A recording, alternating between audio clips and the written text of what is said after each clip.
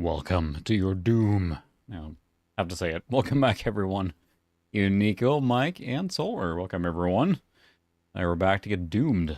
Because why not? How's everyone doing tonight? Hopefully having a good retro evening so far, or a good retro morning, depending where you're at in the world. I know we have a lot of international viewers as well. For those watching afterwards, hello as well. Ian Bruce, welcome. Even David, and Z Bluebeard. Got a whole gang here. And I don't know why I felt like doing Doom 2. I just felt like it. It was just kind of random, which is, I guess, the whole random retro thing. But then I felt like, well, not too retro, and thought about the ray trace version of Doom that we did a year ago in Revenant. Now, sorry, I don't know where your loyalties lie, so...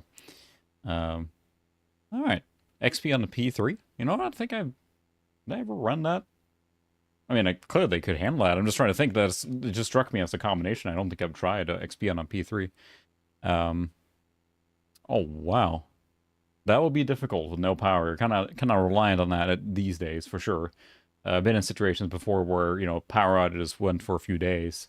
Especially living in Sweden in the woods. There was so much snow coming down, just kind of land on the power lines. We're out of power for a long time. But it's pretty brutal, so... without power. I remember basically grilling hamburgers, and my parents like to have an open fireplace that was meant for like, kind of like neat heating. It wasn't really meant to really heat. It had like a insert that would radiate heat as well. But we'd sit there like grilling hamburgers in the freezing cold. Yeah, David, actually, so there's a couple of things with that. The Doom 2 has really always been supported by the PT Boom. So what we're doing tonight then, I should kind of rephrase it, right, for those not aware. So, a year or so ago, a modder named sultin, I think it's Salt-Im, or is it Sultan? I think it's Salt-Im. Anyway, he added a mod for the PT Boom version of Doom, which is kind of like a modern source port of Doom that lets you basically run with mods and everything. And in that case, they added a ray traced plugin to it, which basically added full ray traced illumination to Doom 1, which we played about a year ago. And it does support down to WAD files as well. However, the map data has to be accurately represented as well, because in the default, if you just drag in Doom 2 straight up and down the WAD for, Doom 2, into the directory, you won't have the correct lighting data, and it's not going to be playable really at all.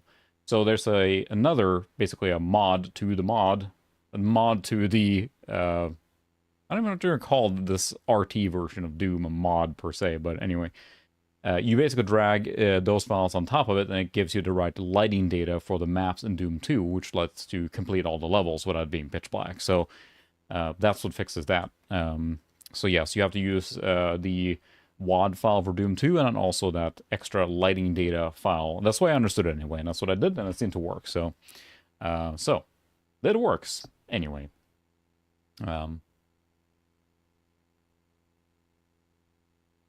Oh, 4600. Wow, that's a lucky. There's one 4600 sitting right up there, which is DED. The thing is artifacting all over the place. It's the purple one. You can barely see it up there. But I ended up just not being able to fix it. It's beyond my skill level. I think probably the entire die or GPU chip is just toast. So I tried doing the reflow method. It did not work out, so it wasn't worth... it's just sitting up there for decoration now. But I do have to show off my original copy of Doom 2. This is the first big box game I ever got.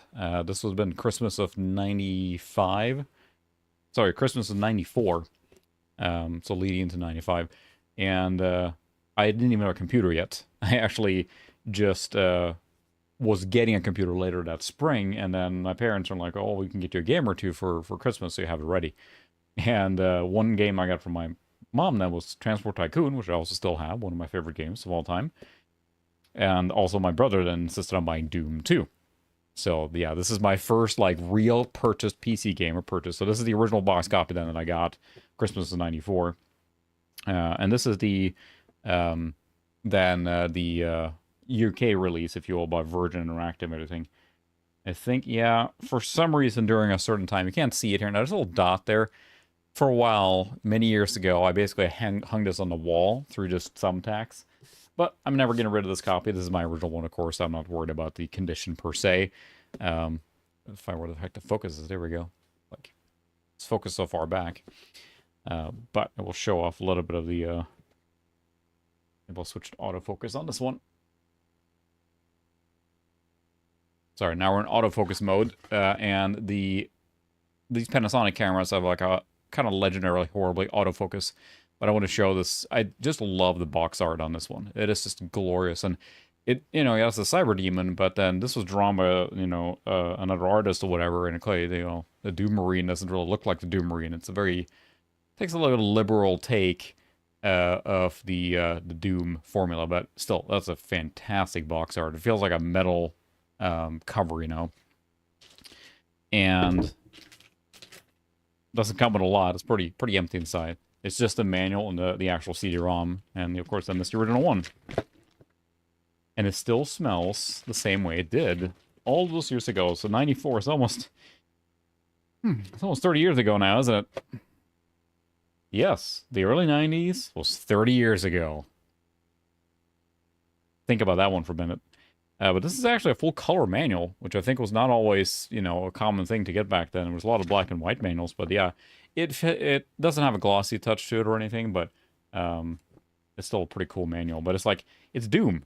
You run around and you shoot things.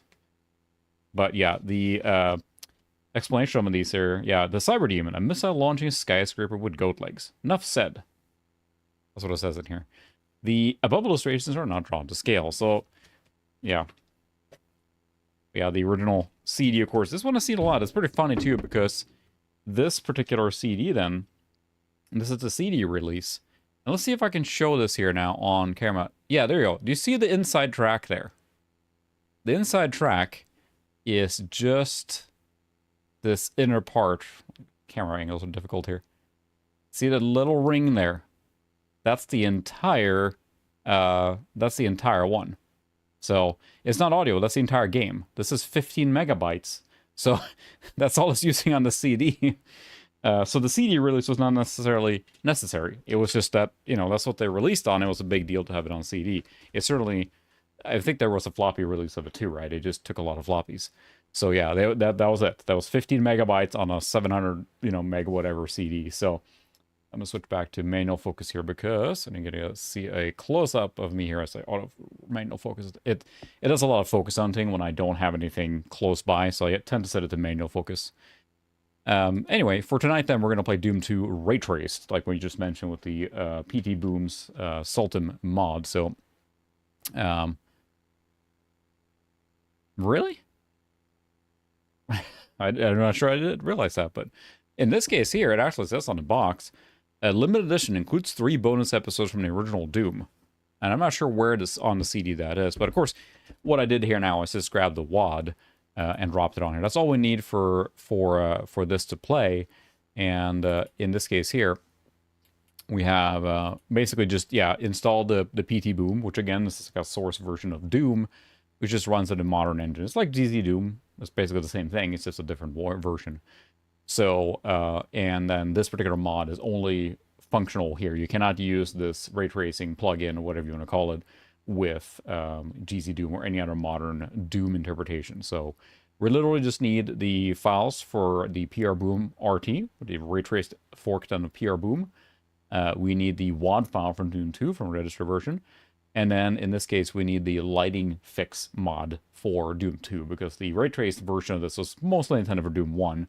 But then it does work with other WADs, but you have to have the lighting data to go with it. So in this case here, you just overwrite, and it gives you a executable then to run that launches Doom 2 with that.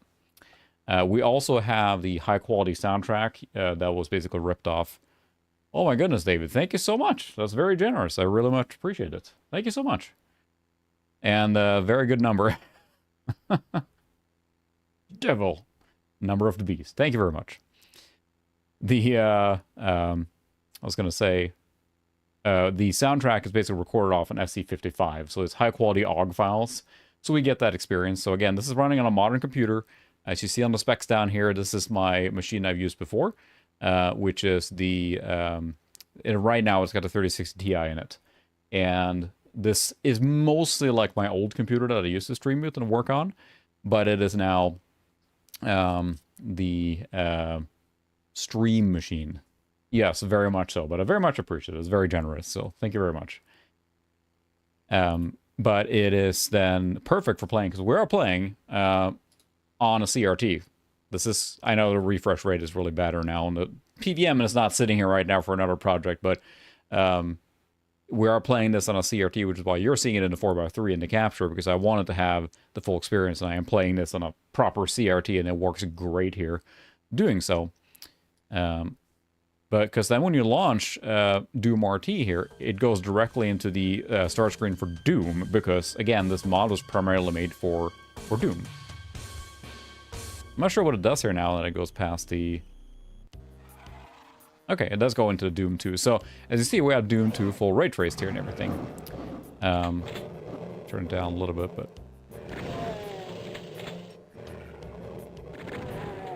With that poster, actually, this poster here is an original poster from Origin Studios. It actually was sold out as a lot as they were shutting down some of the offices or cleaning out from Origin, I think in the UK even.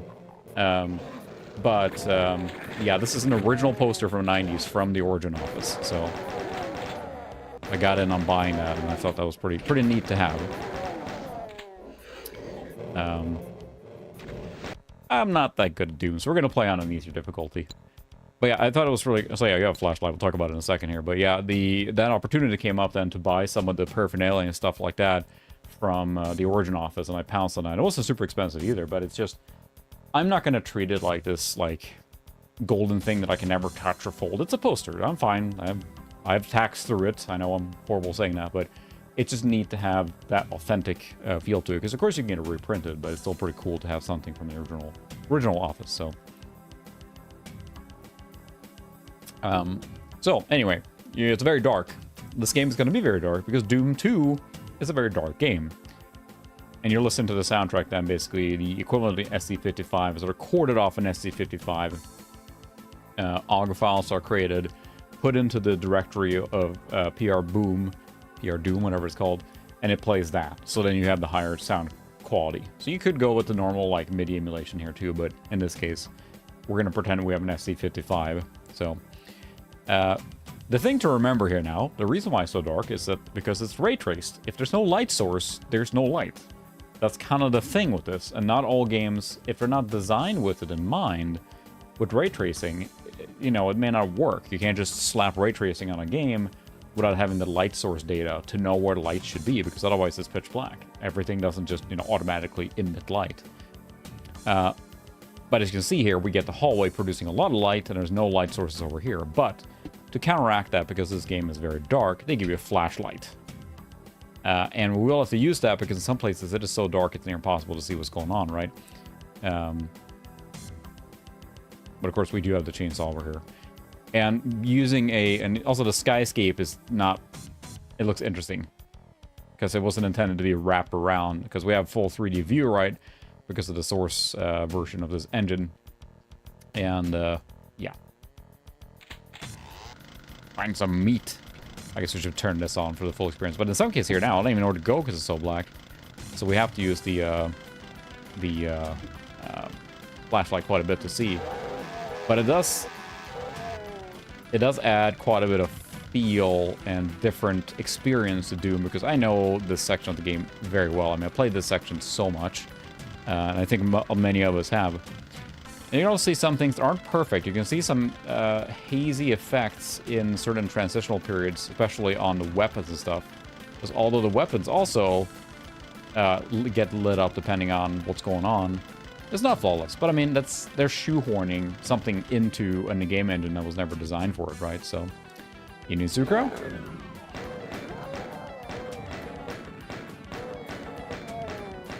And I will not proceed to play Doom 2 poorly, because I never said I was good at this game, but I have played the beginning so many times of this game.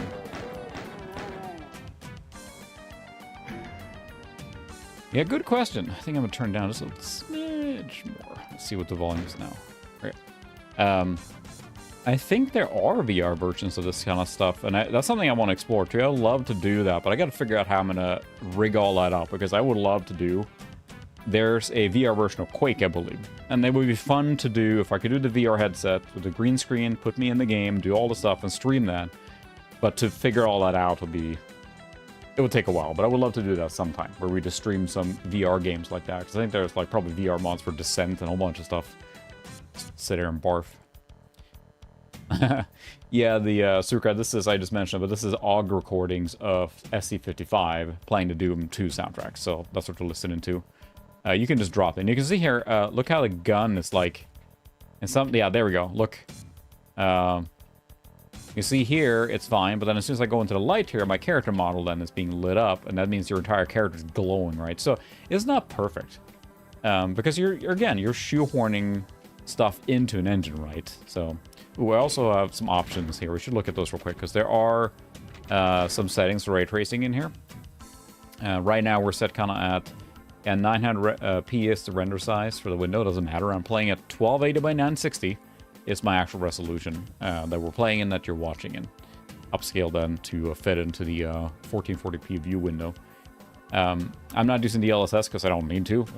This 3060 Ti has plenty of horsepower for this. The bloom is reduced. You can set this to default, which makes everything bloom a lot. We can play with it a little bit, but it also makes it almost unnatural. We do have maximum light balances on for all lights. That reduces performance dramatically, but at the same time, it doesn't matter because we're playing in a pretty small view window.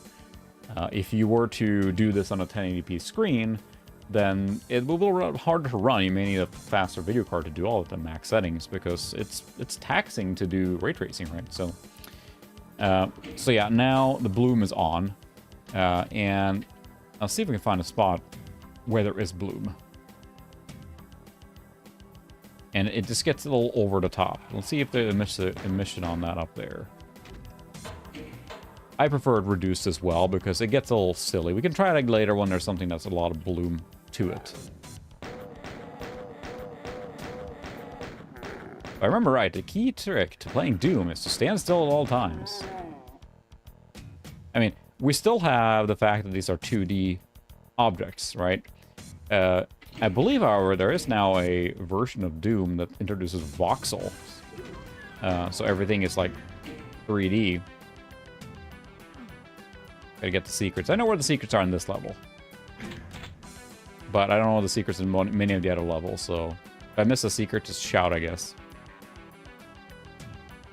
It's not even a bad guy here on this difficulty level. But you can see how dark it is out here, because there's no light here.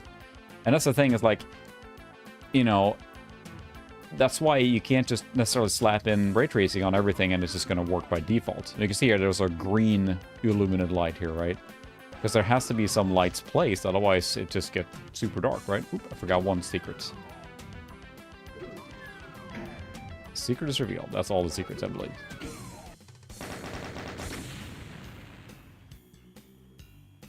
%. And we got a little nice little water effect there too, with the ray trace water. Let's try to bloom here on a higher level. Default. I don't think we can see it here, but it does feel a little ridiculous in some spots. I think it's just, you know, he added an option later on to reduce the bloom, because in some scenes in Doom 1, it got so ridiculous that it was hard to even see. But as you can see now, it is very, very dark. That's by design. Because, you know, there's no light. But if I turn on the flashlight, you can see we got a nice little reflection of water and everything. The water, of course, is not updating at full frame rate. That's just more of a limitation of what we're looking at, so. But, of course, then when we shoot our gun, we get full illumination.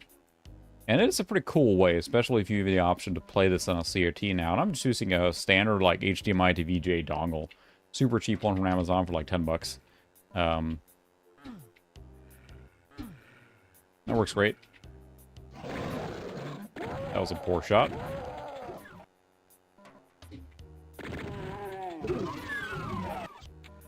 Shotgun right there hurts a lot. Ow. There we go. I played the beginning of this game so many times. It's like he's ice skating a little bit, because, I mean, the water... It's not, you know... But you get the mood you get in using ray tracing in an old game like this. And I've mentioned before, I love ray tracing in classic games like this.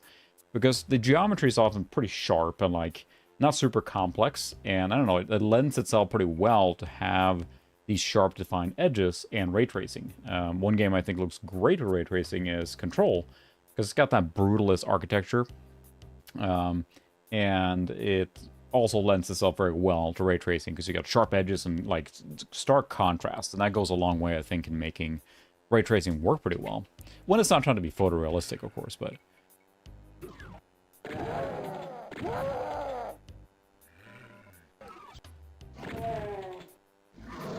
Of course, the selling point here now in this game was the super shotgun for... So I came into Doom, yeah, basically. That's the thing, too. It gets very bright on the CRT. But playing Doom 2, really, because I got the 4633 was my first real computer, and that's I played Doom on that before I played Doom 2, before I played Doom 1. You can see here, even, there's some bounce here from the lights here into the door, and of course this is not high res or whatever, but you can see that's actually reflecting the light over here, and you know it's working so-so, but again, you got to remember, like, you know, we're shoehorning ray tracing into an old game. But I feel a lot of people kind of look on ray tracing and it's not always worth it, and I agree, it's not always worth it, but in some games it is transformative. I mean, I played Cyberpunk with ray tracing on. It's a huge upgrade in the visual feel of the game as a whole, especially in dark scenes or at night in that game. Look phenomenal ray tracing, but some other games are like, you know, it's not a huge, like, it's not worth the performance loss sometimes. Blammo! We're casting the correct shadows and everything here. Clean out in there.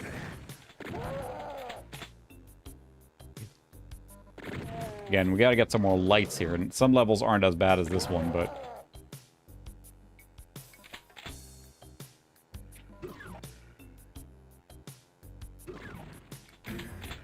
I know some of the secrets here.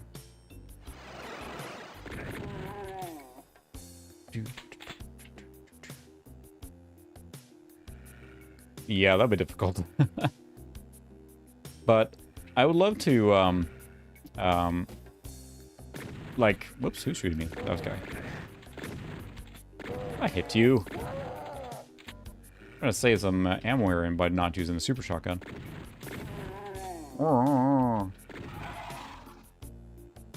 Fine. The super shotgun is just ridiculous. So I was going to say, is that Doom 2 introduced the super shotgun. That's kind of one of the primary things they added, right? And it's just like the super shotgun, and then a few new enemies, and then a whole bunch of new levels. And that was really it. So I came into Doom in Doom 2, so for me that was all fresh and new, but I can also see people being a little disappointed because it is really more of the other one, so... Alright, Bruce, thanks for stopping by. Have a good one. Sounds like you have a long day ahead of yourself, probably, so appreciate you stopping by. We're gonna super shotgun our way through this here. And it just adds a different vibe to the game, and I think it's a really cool way to re-experience it when they do this, because it makes it like it feels like a new game in some respect.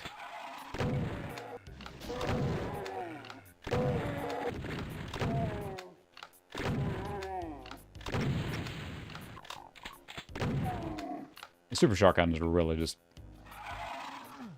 You see, we're getting a little emissive lights here from these barrels, and that goes a long way into making this, like, actually visible here. Yeah, and you see the water is actually reflecting the world around. You can see the barrel there. And of course, it's updating a much lower resolution or frame rate, but it is there. It is a full ray traced water in that sense, right? So, yeah, and the water would, you know, be just kind of a flat blue here, right? That's what we all know and love, and recognize from Doom 2 in general, but... Ew.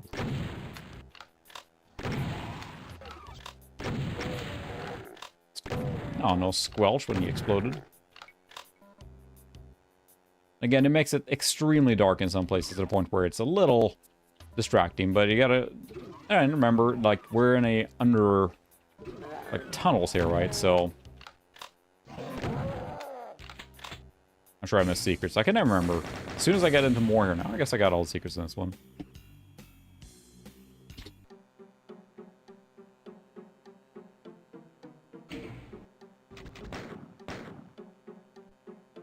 do a little saving here now too. This game has such a like foreboding feel to it, or like dread, you know.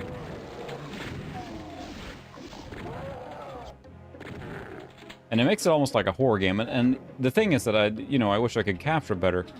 But you get the deep blacks, like you can see now, it is dark, but on the CRT it is really, really good because it is just truly, truly dark. Take that armor, please. We're playing at pretty low difficulty now, right? The second from easiest, so... Yeah, that would have been just insanity.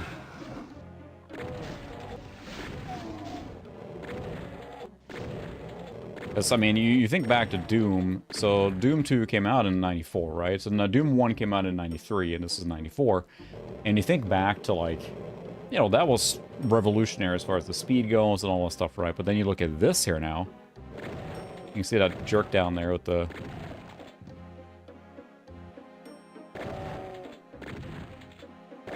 That's the thing, if you have a game that's built with ray tracing in mind, it can be really... Freaking... Good evening, welcome. It can be really, really well done and cool. Like, again, I really love the ray tracing implementation in, let's say, in Control. That's really good. I love it in Cyberpunk 2077 as well. It looks really good there. Some games really take good advantage of it. But just slapping in ray tracing straight up, you know, in a random game may not always work. But here, it really transforms the game. And you can see the real funky effect here on these is bending the light. Ray tracing kind of goes bonkers with that, with these dudes that are hidden or whatever.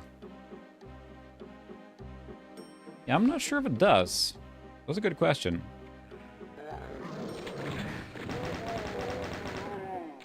Ho, ho, ho. Now I have a machine gun.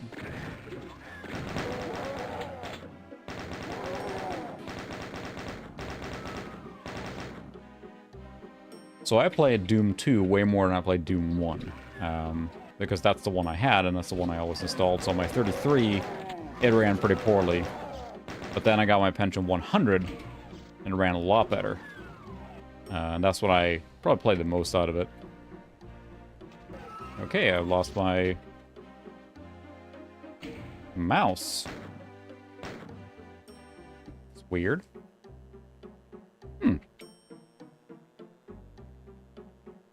Okay. I wonder if it's the, So I'm actually using... Alright, well, we're going to try and exit out of the game and see what happens here. Mouse is completely gone. So I'm actually using the KVM with the PS2 plugged into it, so...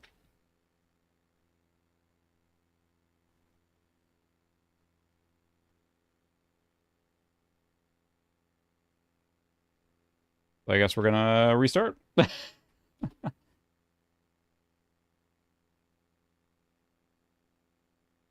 lets me. It's freezing up now. I was using the KVM using PS2 and it was fine. There we go. All right, we'll restart. It's a modern computer. It should restart pretty quickly. We'll see. But I have a feeling this is my KVM that's acting up more than anything. But sometimes the computer, since it's PS2, it doesn't like it when it's messing with it. So, that's all right. We'll just restart it quick and go back into it. And if it gives me too much problem, I have a USB keyboard and mouse there too. But I figured I already have it. So what I'm doing here is I actually have the same computer plugged in, and it's actually using the same KVM setup I use for everything else. There we go. Act like nothing happened. Using it exactly like I would a streaming machine in the same way. So stop Steam here whenever it starts. I don't need to have that running in the background. Because this is a modern computer I use for Steam playing playing PC games on a TV. So exit that. Shut down Steam. Shut down EA. All the launchers, all the time. Fortunately, this is a pretty simple launch because it just goes right into it. So, load game. There. Like nothing happened. If it gives me more trouble, I'll plug in the USB keyboard and mouse and call it good, but... I have to remember all the secrets in this level here. think there's another one I missed. Did you get that rocket launcher?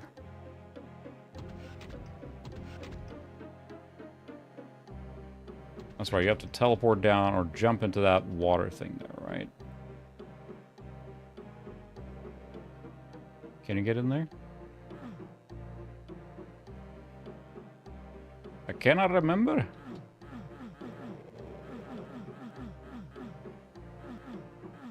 Could have sworn there was a way to get that rocket launcher there.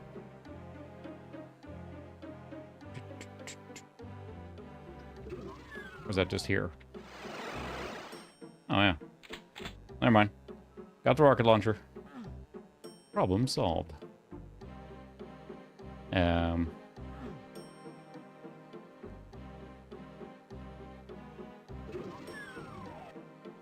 little maze-like.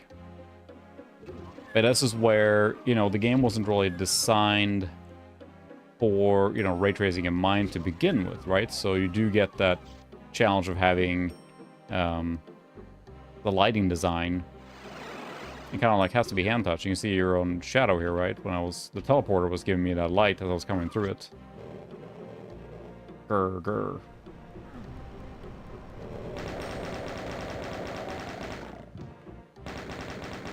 I can use my gun as a flashlight.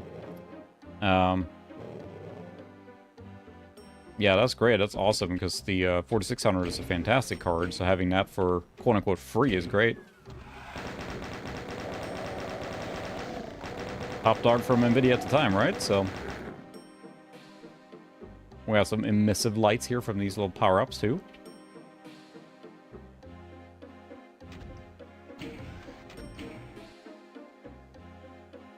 Nice. Skybox is a little funky sometimes. Ah! I'm sure I missed secrets on this one. I can't remember. Yeah.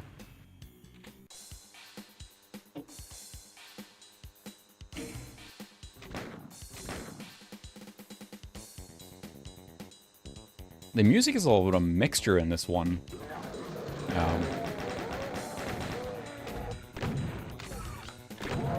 Blammo!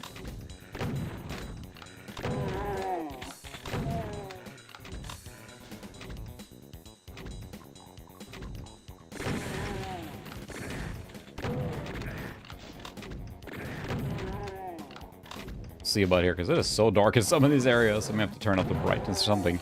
I mean, yeah, it goes with the mood or whatever, but it is so dark. Flashlight is very handy.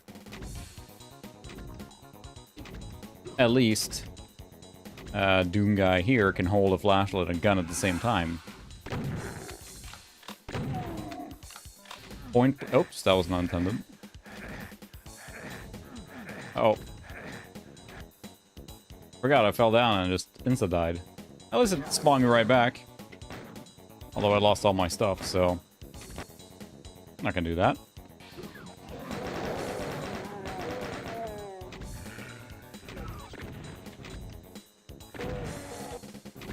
Yeah, it is super, super dark. I'm trying to think if there's any way to... Look at the settings. I didn't see any way to increase the... like, just increase... Make it brighter or anything in general, because it just, you know, it goes with the darkness, right? So... Yeah, there's nothing you can do for... There's a lot of settings built into PR Boom, because again, it's a modern version of Doom, right? So, or at least a ported one. And poked around here to see if there's a way to just increase brightness in general, but no. I could probably increase brightness inside of Windows itself, but... Because again, it's, you know, it's using ray trace lighting, so that means that there's no light, it's dark, so... There's nothing to change in here for that.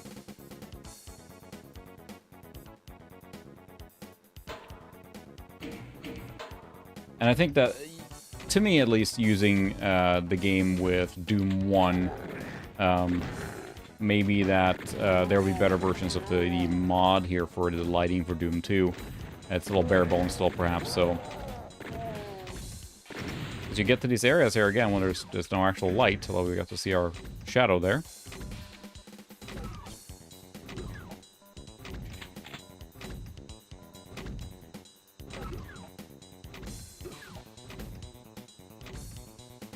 There you go. See your own shadow on the wall here. Which I think it's really cool to see your, you know, the character model like that. It's actually be represented in 3D space for that to work, so... Let's try this again without falling to our time demise here.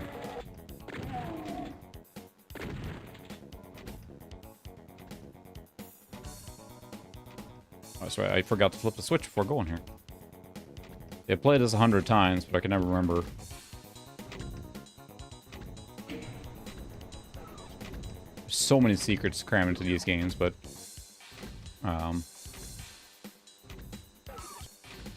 Alright. Yeah, that'd be cool. So how are you hosting that, then? I have not messed with that at all.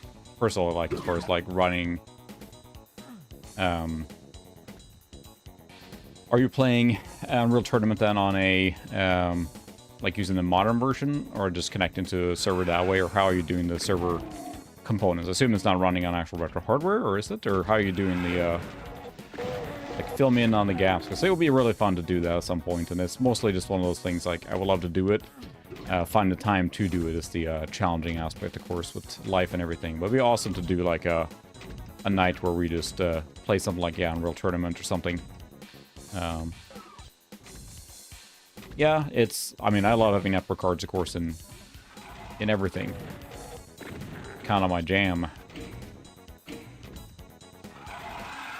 Hello.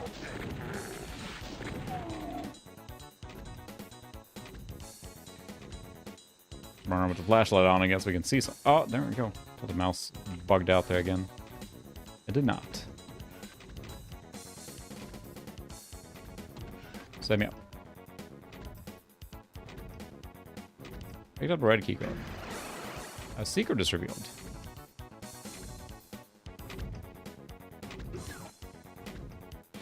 Where's the red door? It's on the beginning here. There we go. Certainly not a trick here. Not at all.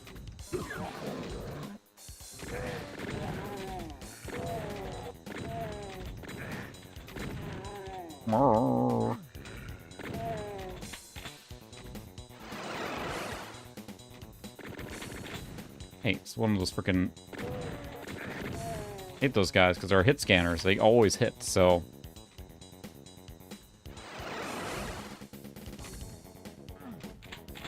They're very, very annoying as a result. All secrets here. Or not secrets. I'm sure I'm missing lots of secrets. I'm just not... Oh yeah, forgot to actually flip that switch there. There we go. Pretty cool to see the light. I saw my shadow there for a second, but... Oh, it was when I was teleporting it, so it creates, like, the thing, so... Nice. So you just have a dedicated server sitting there with the port forwarding on it for your home internet, so...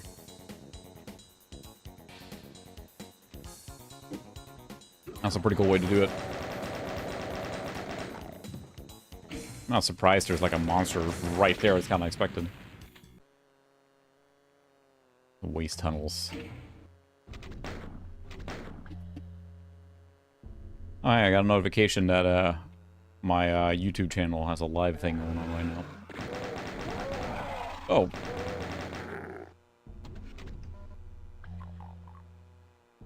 The second from lowest. I'm a chump, so I'm not very good at Doom. Yeah, we get some cool lighting effects here, and like, again, it's, you know, is it the penultimate way to experience Doom? Maybe not, but it's a pretty cool way to re-experience Doom and Doom 2. Because you know, especially if you're very familiar with the game, it can be really neat to see the difference in design. Doom, mating foil.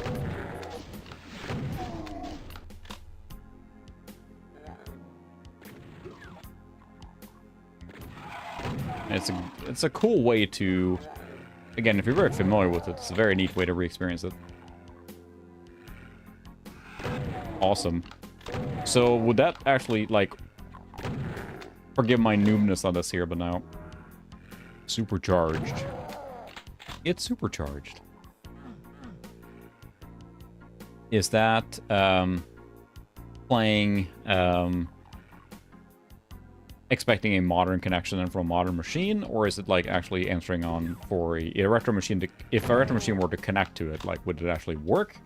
Or is it expecting a modern version of, you know, TCP/IP protocols and all that good stuff, right? Literal monster closets.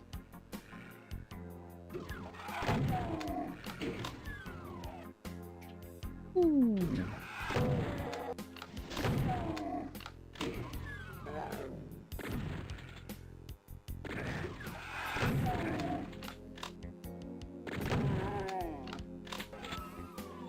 That is quite dark now, isn't it?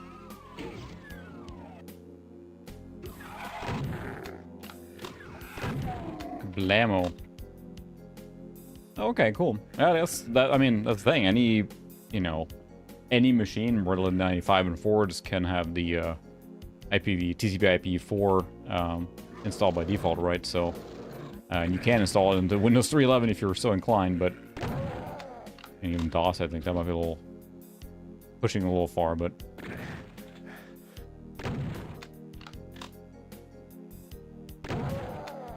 That's cool, though. Yeah, XP is probably the easiest one for that, I guess, if you were to do that. Mostly just you have to have an XP machine direct on internet then, but...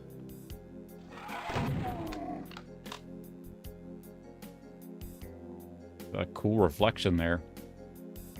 That's awesome. Maybe I'll take you up on that. It would be fun to do that sometime. If you already have the infrastructure set up for hosting it, then... So that's what I wonder, too, is like, how would I actually host it if I were to do it from scratch?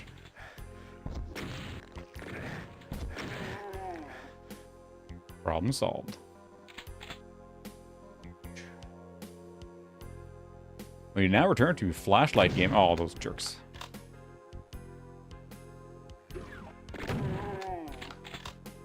Because, I mean, it is pitch black down here because there's no light, so... Again, where you kind of have to rely on, you know... This game was not designed to... play it in ray traced mode, so there's like almost no lighting at all, which makes it pitch black. Cool to see the light there, though. The red key card is down there, isn't it? Yeah, it's, again, the game is so dark. I thought the red key card was down here somewhere. We are underground, so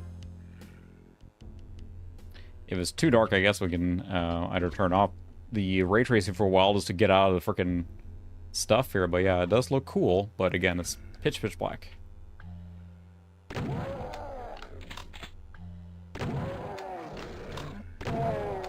The super shotgun. A little color here. Whoop. There it is. I want it. There it is. Ow.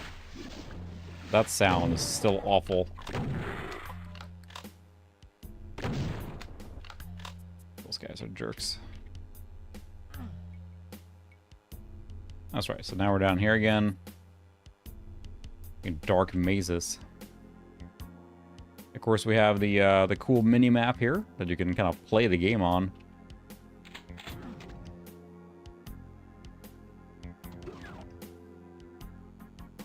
Oh boy, I gotta remember now where to go. As we get to different levels that are not quite so dark, because these are just so hilariously dark, and it's not as bad on the CRT, so what I can do is I could apply a filter here to make it a little brighter, but I'm not sure that's going to work very well.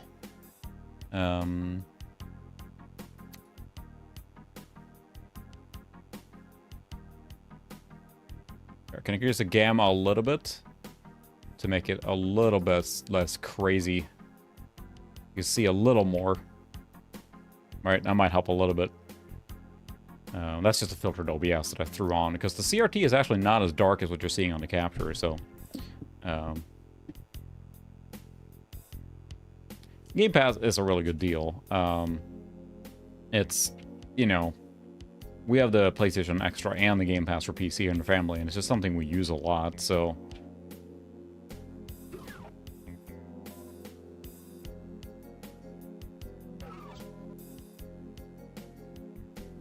Yeah, for sure. Let me post the Discord. If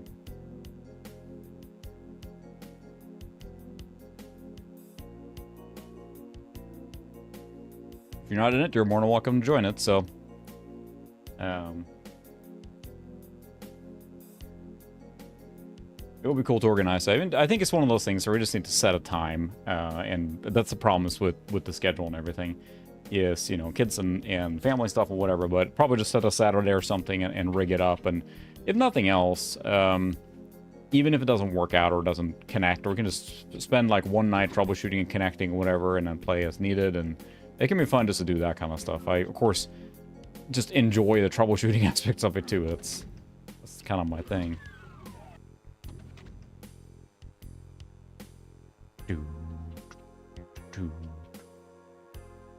Where's the red? Oh, there it is. There we go. Hello, I met Captain Super Shotgun. And this is where you get those sharp angles. That's when it really looks cool. I think, when you get that kind of, you know... Again, it's where the simpler level geometry works in the favor of the game. But I think the biggest thing with Doom 2 is that there just aren't that many light sources spread out, right? So... Monster closets. They love their monster closets.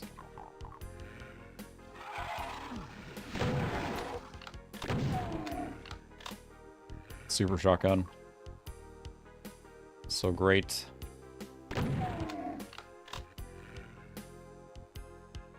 When you absolutely positively have to blow something away. Except no substitute.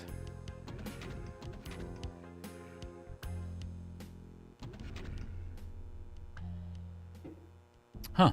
That's really cool.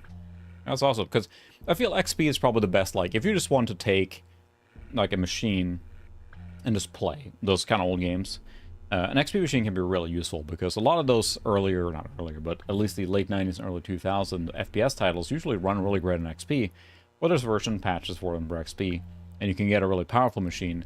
And yeah, you're right, Mike Boyd, that's a great point, too. The GOG installers are great for that, too. You can just go buy the official game and drop it on there. Ow.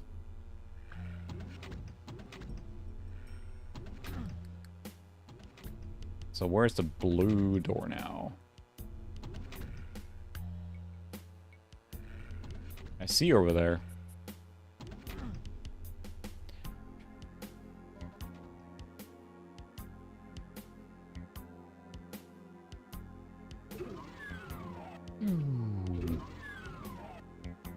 There it is. And it's got some really good music in this one, too. It's a little more... not as much rocking as some of the first game has. And, I mean, there's a lot of moody soundtrack in the first one, too, but this one is very, like, ominous, and it leans a little more into the horror side, which I guess it works well with ray tracing. Look how hilarious they look when they're flat models here now.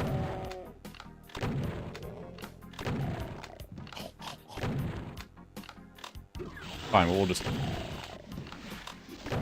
First time we'd run into a Cacodemon. A dead one.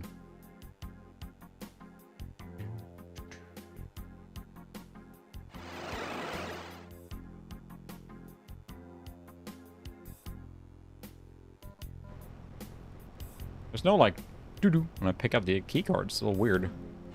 Expected some feedback on there. Got out ammo. Before we leave. This is a dark level.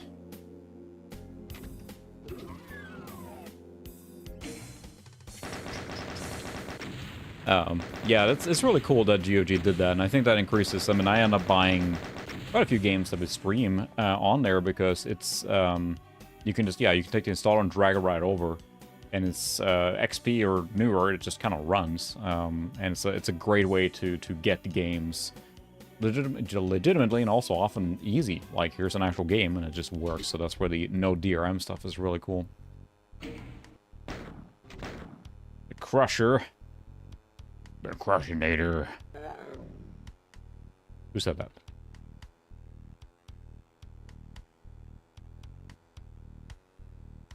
Hello. Yeah, I really need to buy an SC55. That's one thing. I don't have any MIDI modules at all. And I can emulate the SC55 pretty well, but it's still like, it just need to have one at some point. But I always keep buying other stuff because it's just, you know, it's glorious for those mid to late 90s DOS games and everything, of course, but I just keep forgetting to buy one. I keep buying something else instead.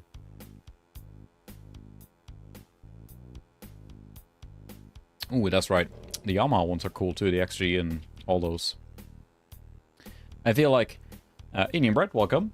I feel like a lot of people do the MT32, the SC55, and one Yamaha module, right? And that's kind of the core stack for most setups. Pretty common one.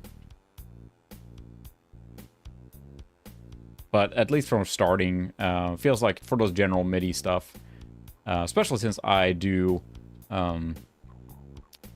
mostly like, you know, Windows or late DOS games and that kind of stuff. Feels like that kind of module is more important for me than an MT32. First time we run into although we're gonna crush him now. There, we got some nice cool lighting effects here. Look at all this stuff going on. You are crushinated, good sir. Aha. And pitch black.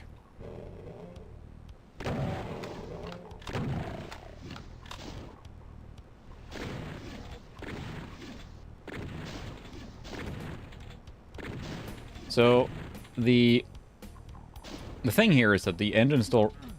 I can't turn off the crusher now, I think. I think there's stuff in here, yeah. Plasma gun. Now we can light things up.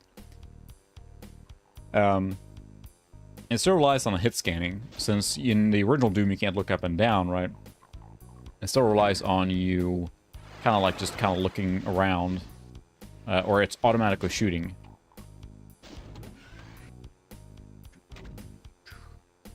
It's really cool. I think it's a neat way to experience it. And if you have a road racing card, it's a really... I should have made that jump.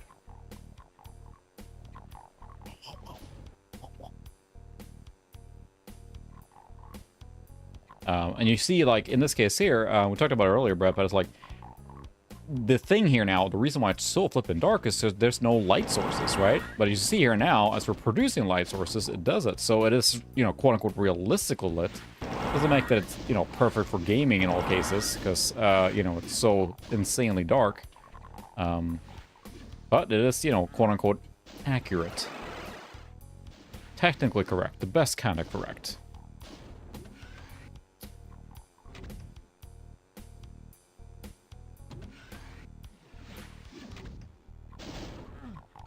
I don't know, I knew there was a way to make this jump here.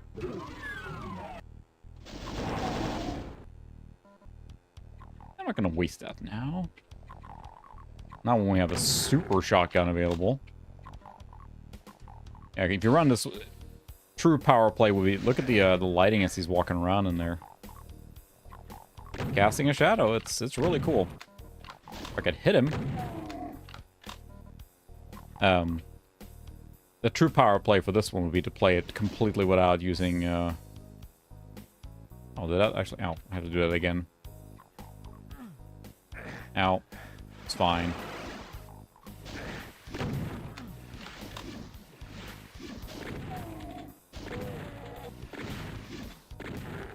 I feel that the, Doom 1 seems to have a lot more light sources. It's just kind of strewn about.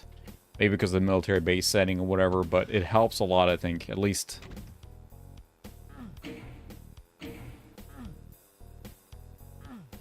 with, like, you know, filling in this or whatever. There we go. Now I got some cool lights here. And this is not that heavy to run, especially, like I mentioned earlier. We're all playing on a CRT, so that's the reason why we have the 4:3 aspect ratio, right? And that lets us, you know, again, play this game without too much difficulty on this 3060 Ti, which, you know, that gives you access to a lot of these retro games with ray tracing without spending a huge amount of money on, you know, the most current coolest card or whatever. Wow. Is that it that was here?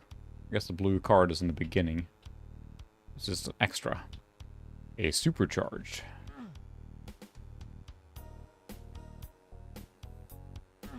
No fall damage, I think.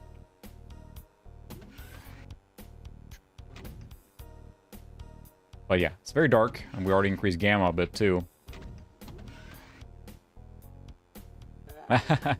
Thanks. Like I mentioned earlier, that Crusader poster is an original one from Origin's office in the UK, I believe. So there was when they were clearing out stock rooms from the Origin office, a person started selling some of that paraphernalia and stuff, and it included a roll of multiple original Crusader No Remorse posters. Crusader No Remorse, and that's one of my favorite games. So then I snagged that then for not that much money. So yeah, it is an actual real one. So, whoa. Where are you? Oh, monster closet. That's just kind of how they did it.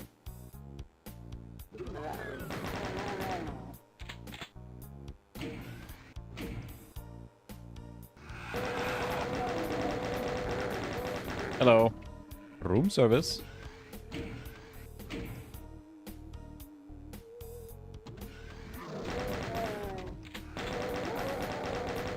Oh, yeah.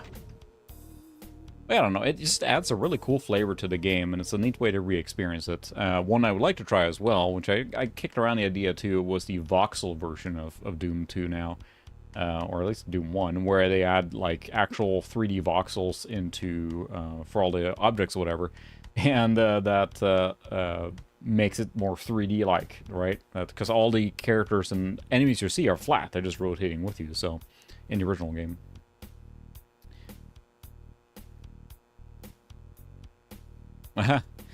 Nice. That should give you lots of horsepower on the... you know, I'm not sure on network. I don't notice any network options in here, and it might be... I'm assuming PR... Because this is PR Boom, or PR Doom, straight up. So that version, or source version of Doom, whatever that can do, this can do as well, basically. It's just a fork with ray tracing enabled. Basically, so...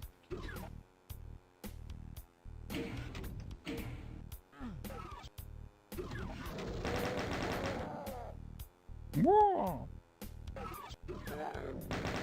Monster closets, hit scanners.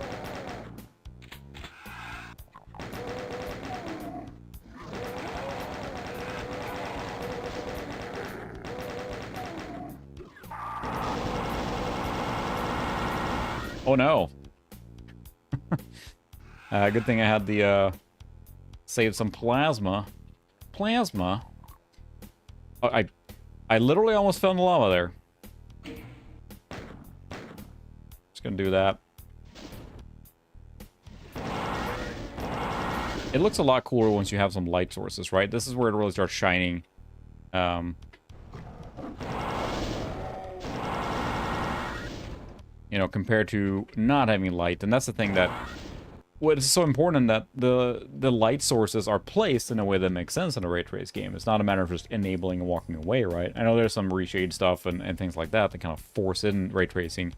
There's some global illumination, but in this case here, you're inside. There is no global illumination. It's just all illuminated by actual light sources. So if those light sources aren't placed, then no light. So that's the thing where this handcrafting is so important. You can see really the emission here from the lava looks really cool. And if we go into the settings again and take a look, we can do the enhanced bloom, right? Really blooms up there. You see how much it's projecting at that point? That doesn't mean the light sources are, you know, brighter. It just means that the bloom effect on them are. So I think that the regular version looks a little better than the excessive bloom on the default mode. So that's why he added the option for the reduce. And again, just letting people decide what they want. So...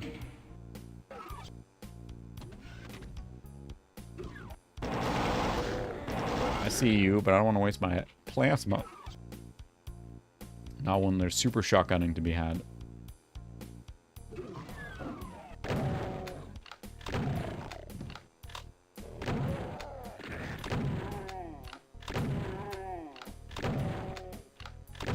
It's a pretty creative level. There's a lot of weird stuff going on in this level. More lava. And that's where, you know, you get a really cool effect here. Like, it looks like a fake screenshot or something, but just the fact that it is a fully playable version of Doom 2 like this is cool.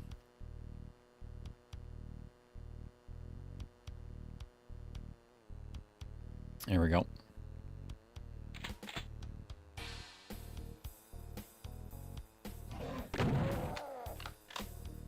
Say hello to my little friend.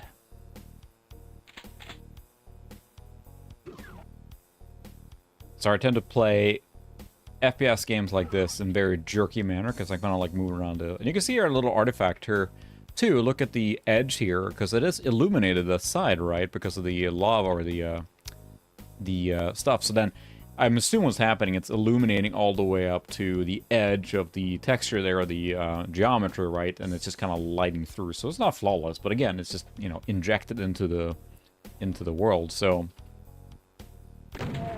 can't expect it to be flawless, and that's okay. Just a fan project, right? So stupid things here. I picked the right one right away.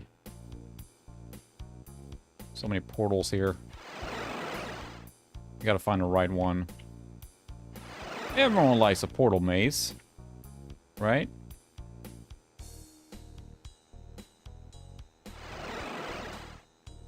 Everyone loves a portal maze. Too bad I can't remember which one is which. I tried that one.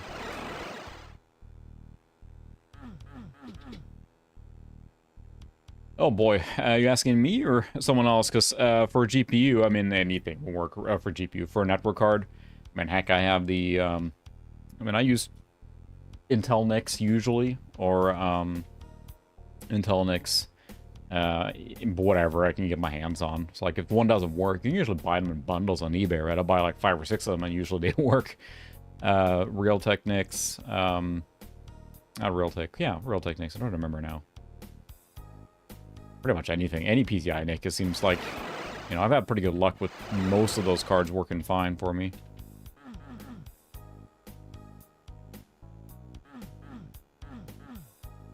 There's a secret to this somewhere, isn't there? One of these portals takes you in there.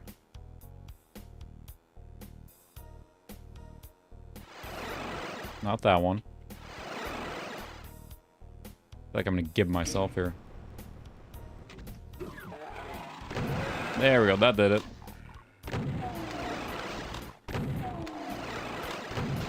I don't wanna... I feel like I'm gonna give myself as I... or get gibbed. Why am I like blanking? It's the Realtek ones, right? And then next from the... I'm just forgetting now, but...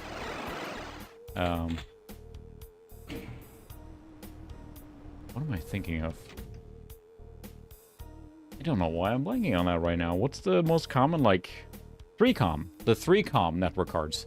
Those are the ones I was thinking of. Those are usually the solid ones that work pretty much to everything like that. Because they work for, you know, DOS, Windows, whatever. So the 3Com NICs I tend to prioritize if I can get hold of them. Because they feel like the S3 of network cards in the sense that there's so many of them, of so many varieties, and most of them work. Many of them have drivers built into Windows already, so you don't have to do much. And they work great with DOS and stuff like that too, honestly. So, yeah, I would say 3Com is the one I go for usually if I can. And there are so many of them that should be very easy to find. And that works great for Windows 98, so that was the first section of Doom 2. You've entered deeply into the infested starport. I assume that would be the shareware piece then of Doom 2 if you had it, that version. I don't think I ever used the, or played the shareware version. I've only played the full version of Doom 2, so... Was there a shareware version of Doom 2? An outpost of hell, a fortified zone. You can penetrate into the haunted part of the starbase and find the controlling switch which holds Earth's population hostage. Cool. Alright, well, maybe we'll hit you up on that at some point.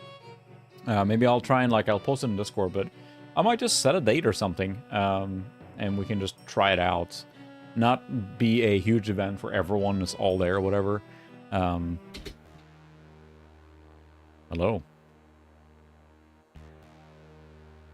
That's a face, alright.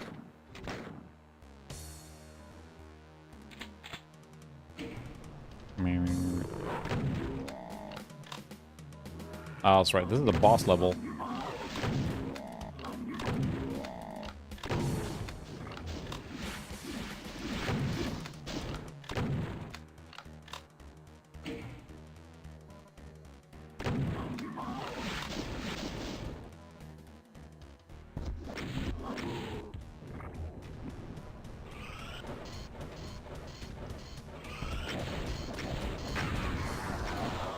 thing I got plenty of weapons.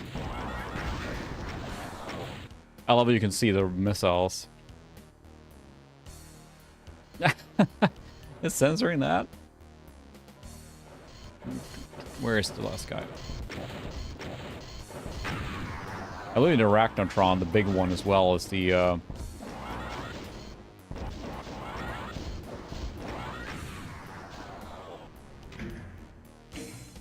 Oh, okay. I thought there was more on this level. Awesome. Alright, well, maybe what I'll do too is just mess with the computer. I might try and connect to it and see if I can and everything, and then try it out. Because I think, honestly, the easiest way to do it, I mean, you can use the Windows 98 computer, but, I don't know, it'd be cool to try out. I almost did. I almost did Revenant. Pretty sneaky. A lot of doors. Let's see what's behind door number 1. Death. I have more death with double shotgun.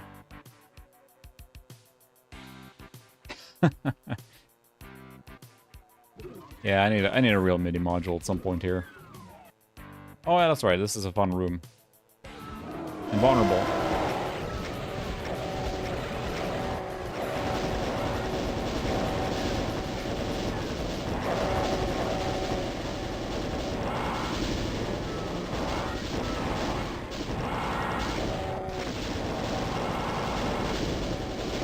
Apologize for the sound.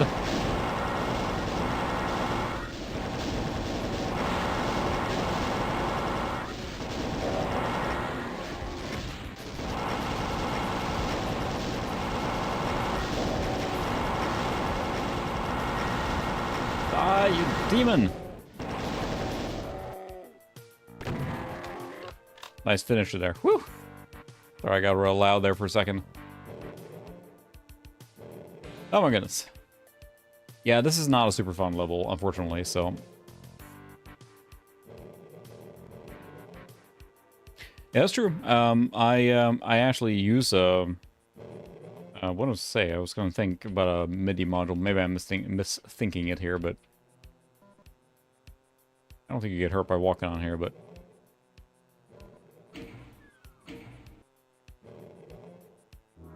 Supercharged.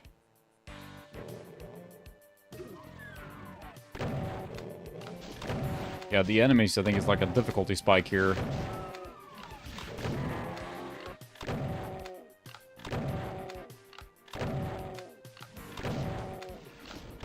Yeah, because they take a lot of hits from the super shotgun there to take care of business. Oops, that was not what I intended. Oh, good.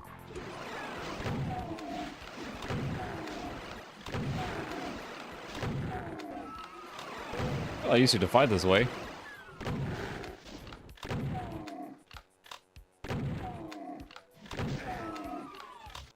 Now, I was thinking of the MIDI link, whatever, because I have the MIDI in and out or whatever with the that I use on my excuse me, goodness, on my Surface that I connect, but that's a MIDI in one, right? So, but that should work too.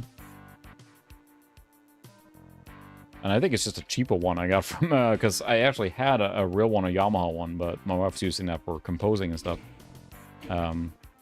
Than for her MIDI devices, actual MIDI composing. And check all the doors, because why not?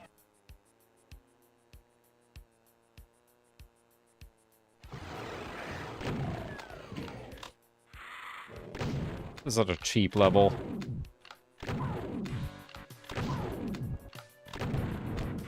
Those jerks.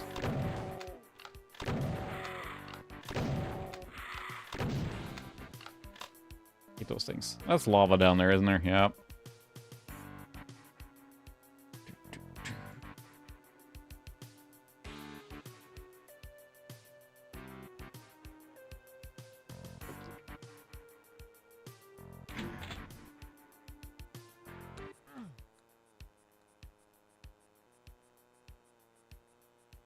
A secret is revealed. Where is it?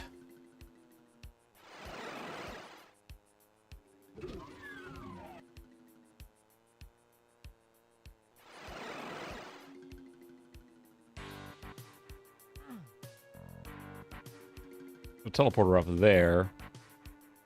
I don't fancy my chances down here, but it's funny because I think I probably most casual playthroughs of this game when I did, I probably kind of stopped here too, because it does get kind of like a little bit droll. The Doom 2 has a bit of a weird pacing thing going on sometimes.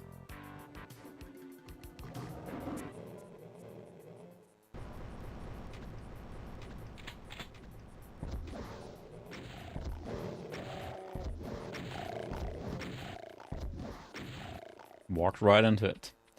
That's probably why, I mean, to me at least, Doom 2 doesn't have the same kind of like wow factor as Doom did. I mean, almost for obvious reasons, but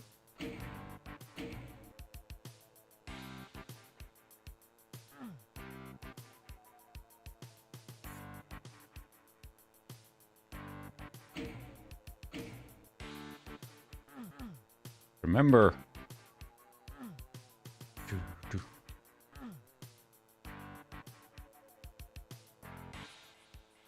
It can be a little hit or miss with drivers. At least in my experience so far, the 3 comms have been pretty solid, but your mileage may vary, of course. Here we got a very ominous look here. This is probably fine. Looks nice. It was in fact not nice.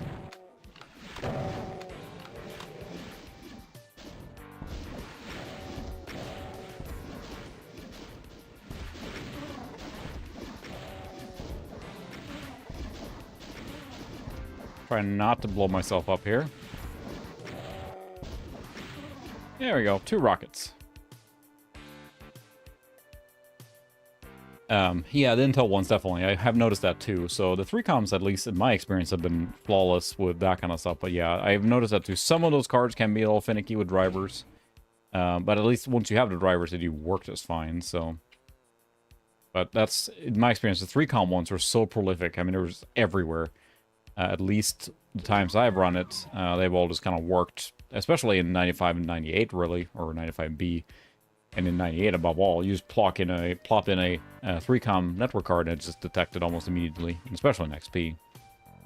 So that's a good standard choice, as it were. There's a level that's no, I think I'm a different one. Oh, surely nothing bad will happen here. Oh no, something bad happened.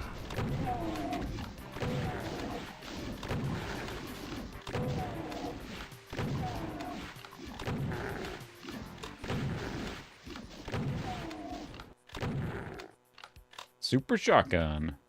To the rescue. Whee! I'm tripping balls over here. Oh. Oh, sneaky. I'm not sure if you're inside that once you walk down there.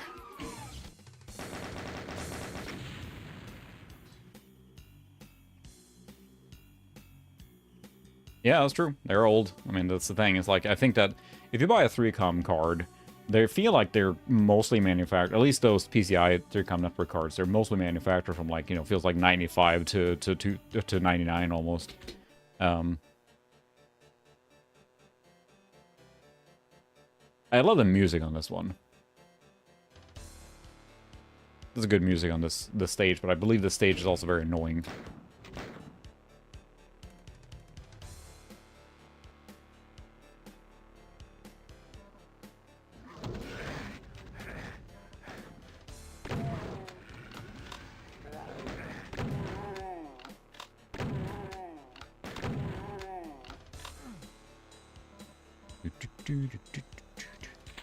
I took a lot of inspiration. There you go. That's a cool color lighting here now.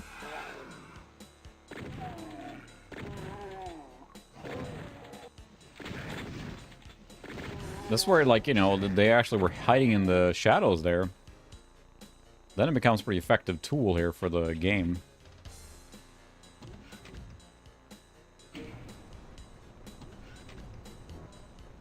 Oh, we got Berserk. Let me at him. Let me at him.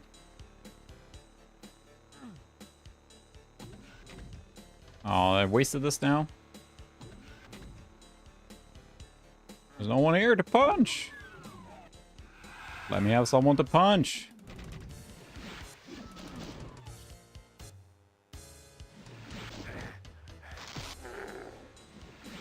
We wasted the... Oh, well. That was like freaking... Inimboka, welcome to your doom.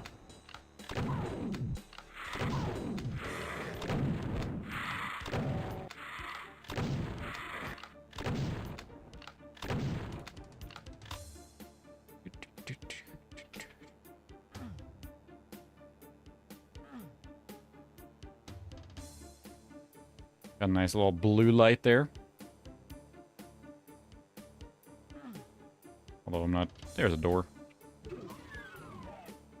That's where I came from.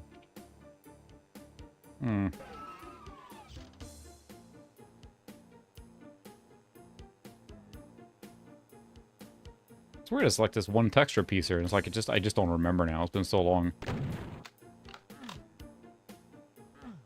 Doom guy looks a little worse for wear there.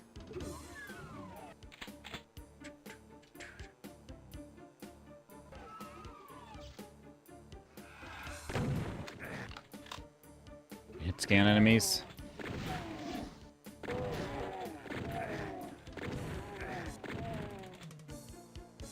Health over here. Again, it becomes vaguer and vaguer in how I remember it because it's been so long since I played it. And as a kid, I often I would hop into Doom 2 for a little bit and I would turn on all the cheats with the IDKFA and IDDQD and I just kind of run around and just have fun. Because I didn't play the campaign that often as a kid, so I seem to recall beating it though, but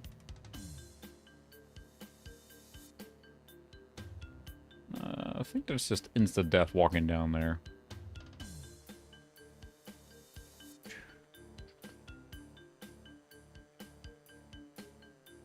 Yeah, it is very, very dark.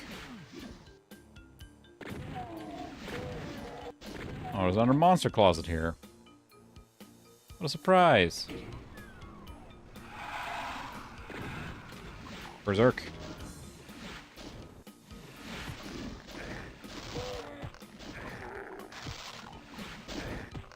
Rip and tear. You have huge guts. Oh, yeah. That's better.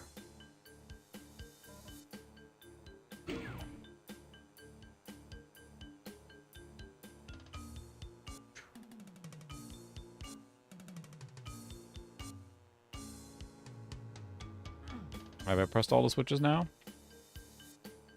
There's another one here. There we go.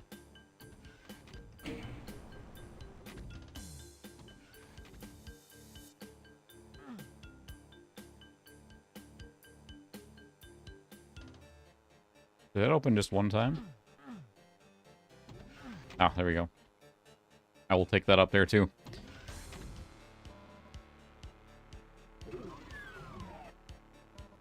Yeah, it's quite dark.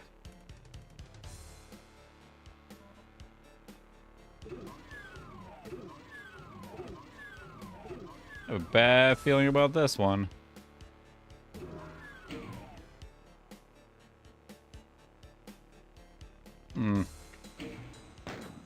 Oh, it's...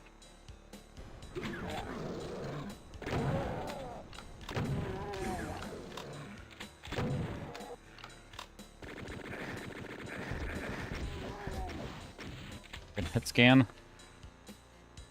Where are you going? Come back. Splat. There we go. Yeah, I just played Doom 2, so for those that didn't join early here now, or this is my original copy of Doom 2, that was my first PC game that I got, the Eating Banana. Christmas of '94 was my first big box PC game, which was Doom 2, so it's got a special place for me. Again, it was, like someone mentioned earlier, to say awesome one to start with. I have my brother to thank for that one. Of course, the little brother should have Doom 2, and, I mean, yes, he of course wanted to play it too, so... It was the latest hotness at the time.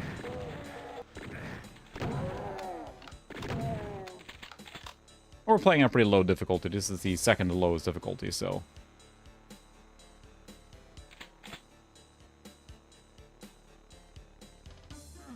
Stages are pretty maze-like here now. Wow. Some more stuff here. And again, like I talked earlier, the it's all marathon-like.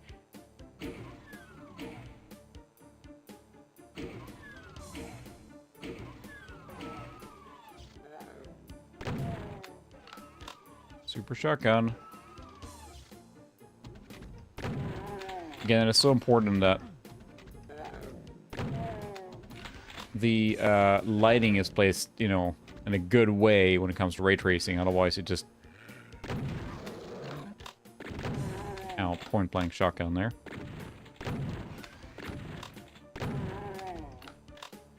It's really, you know...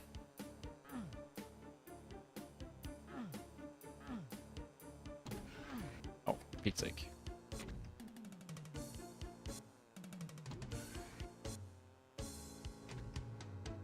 You gotta start over.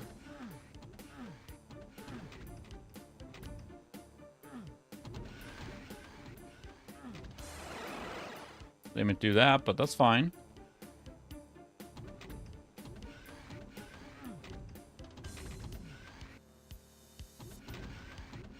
It's confusing. I see, I wanted that stuff. So now I have Berserk and all that stuff too.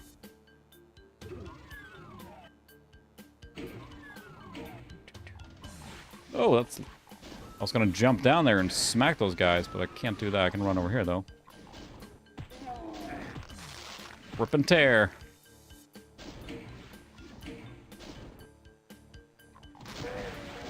Oh. That, it turns out, was a bad choice. Doesn't last very long. Yeah, it's pretty cool, 2.5D, and I mentioned earlier, there is now a mod that... Oh, when you grab the Envirus suit here, there we go. And it warps the view because you're wearing a visor, right? So... I'm almost running with the flashlight on, like, permanently because it is so dark. Again, highlighting the idea that, you know, it's important where your ray trace stuff lands, so... Wow.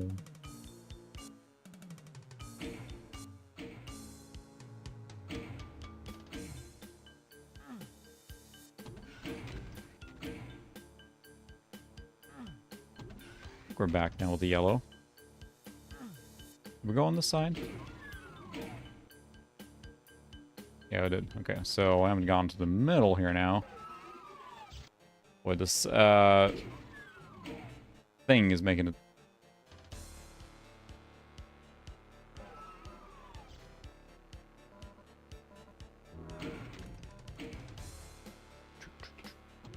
Oh. How long does my suit last? Yep, it's out.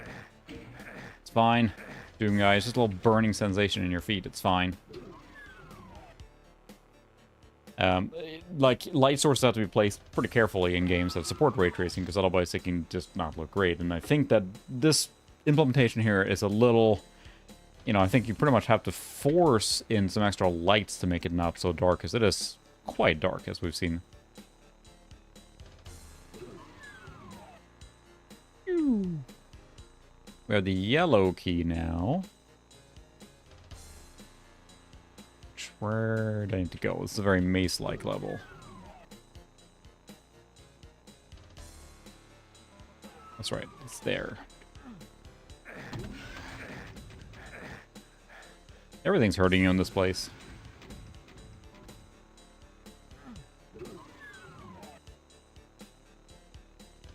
Room service.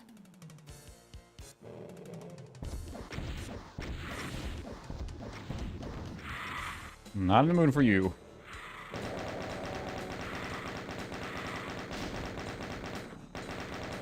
Take that. I pressed R to reload just out of habit there, which of course this game doesn't have, but Because, you know, you get to sections like this that looks pretty sweet with the lighting and everything, but then if there's not enough emissive lights in the scene, then it gets, you know, quite dark, as we've seen. And I feel like the, maybe it was just because the way the levels were designed in Doom 1, it worked quite well there. That's the exit, I guess, so. Any secrets here?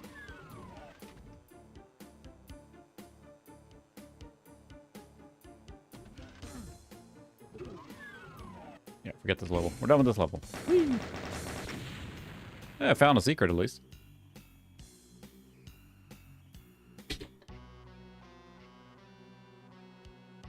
Classic Doom music there, or Doom 2. I said I played Doom 2 a lot more than I played Doom 1, mostly because that's the game I had, right? But then it did not play very well on my first computer on the 486-33, and I ran it more like, you know, I guess you can't do that in this game here, you can't reduce the size.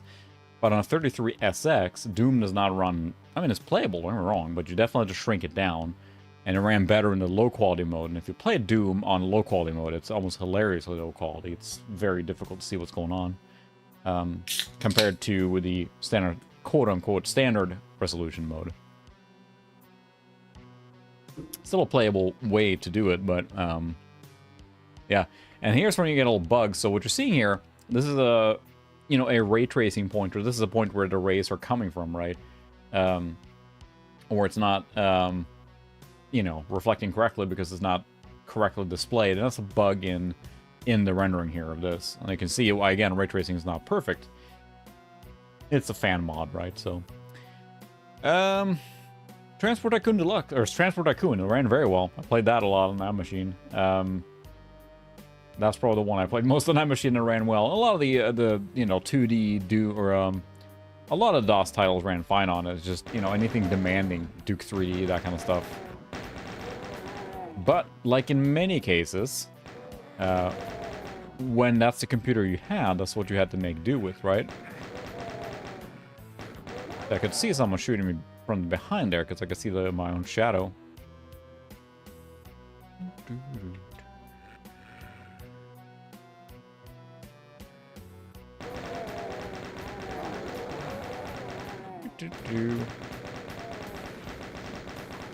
Yeah, XP's got a sweet spot in my, or a special spot for me, because not only do I like it as a retro operating system because it's so stable.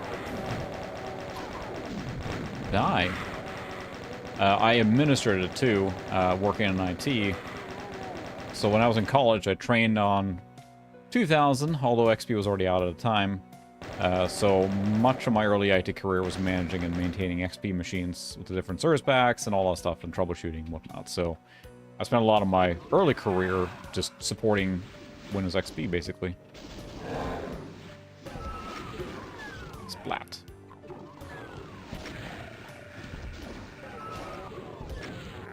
Probably a waste of ammo, but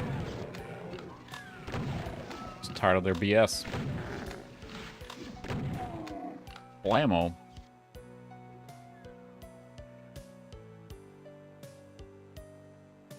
Mace is everywhere. Who's shooting me?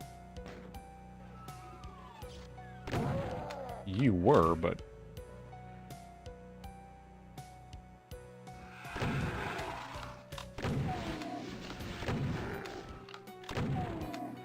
Super Shotgun is so strong because it packs a wallop, and also ammo is very plentiful.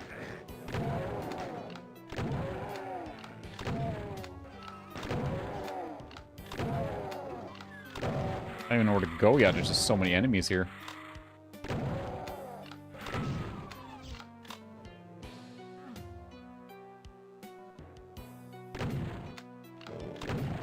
There we go. Yeah, SP3, I was working in IT when SP2 came out, which introduced the firewall in Windows XP.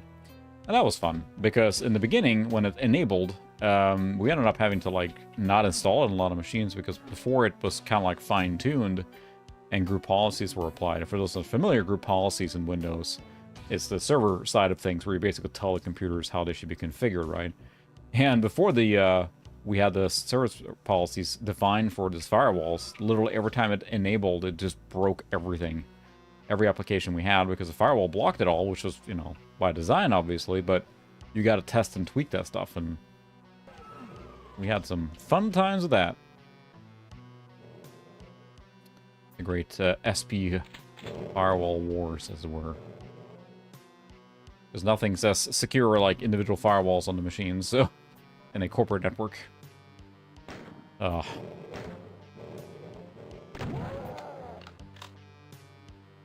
I don't know where to go now. Yeah, they were pretty aggressive with that stuff for a while.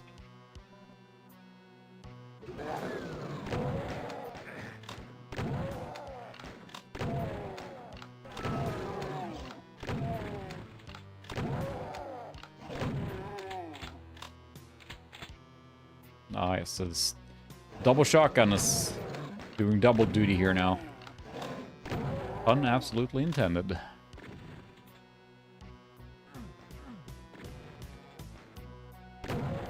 They do infighting too, which is pretty cool. I think that was an unintended consequence of the AI with the monsters in this game.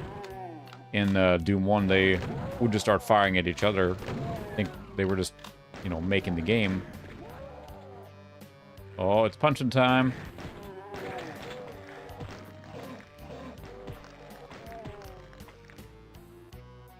Anyone else need punched? Squawk. Nice. Summertime here, of course, so there's a cicada out there, for those unfamiliar, like a big locust-like grasshopper thing, and it's just making a lot of noise.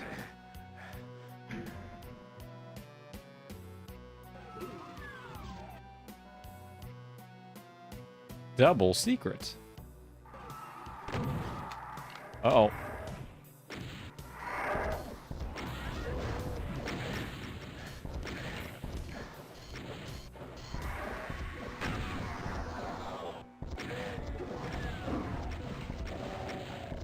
Getting a little intense here now. That thing is still following me. There we go.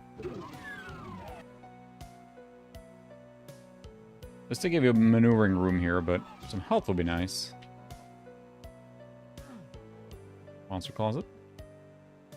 You can get really cool scenes like this, right? So...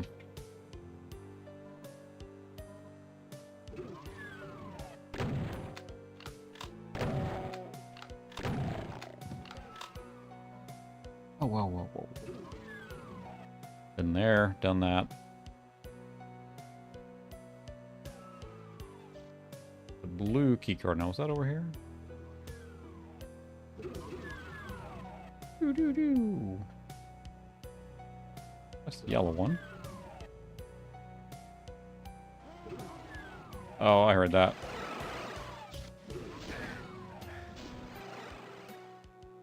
There's something that big that is warped in there. Take that health kit.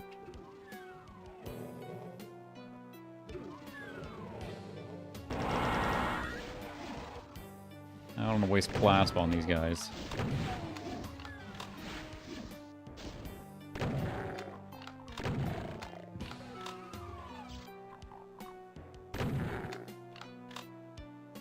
And I think, to me, it's like, you know, we played these games, and then Duke 3D came around, and it was like such a breath of fresh air, because it was set in something that looked, you know, real, and the focus on Doom, of course, being the first, like, you know, popular, quick, like, raycasting engine was, you know, it was revolutionary in its own right. But Duke just felt like so cool because it was, again, real-world location, right? So, what's the secrets here? Because I mean, by the time Duke came out, I was tired of military installations and that kind of stuff. There were just so many of them around. Wow. Night vision goggles. It looks more like a...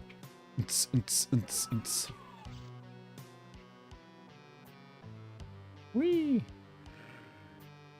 I already forgot where I was.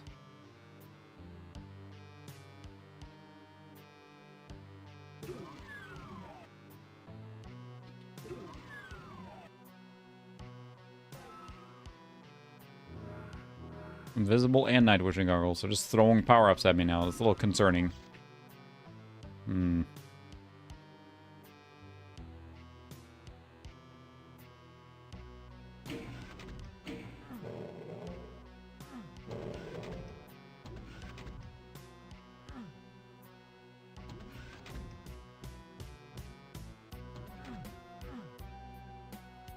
Forget it. I don't need it. Oops. Some real colors going on now.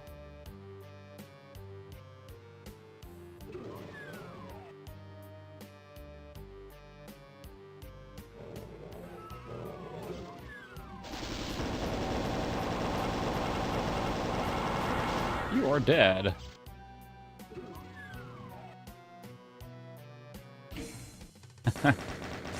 Yeah, the welcome music in XP, which is on 98 above all. The welcome music there in 98, but the XP one is really cool too.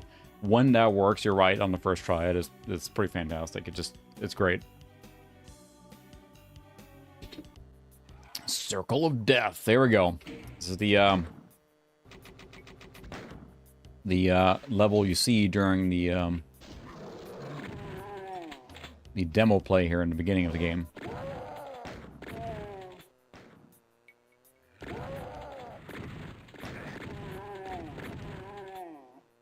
Clear the area around a little bit here first. Now we're getting a little cooler lighting here. I do love the fact that your character casts shadows like this, which is, you know, you can see the difference, like there's a stronger light source behind me. So to the right now you have a stronger shadow, and on the left you can see a fainter shadow because the light is further back, and I'm also further away from the wall. So, I mean, it is casting. We're doing, like, 2 balances right now. So this is the most ray tracy this will get. This is the first one run to the freaking arch vial or whatever here. I think so. There's a lot of flames here. I don't like this. Yep.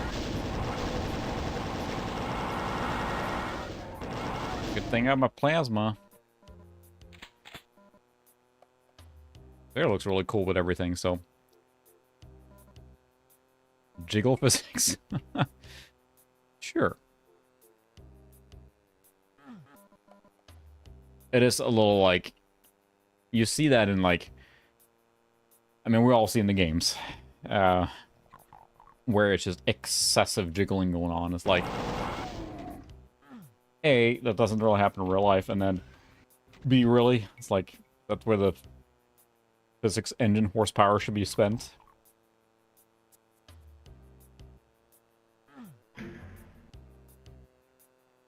Ooh. Get some ammo.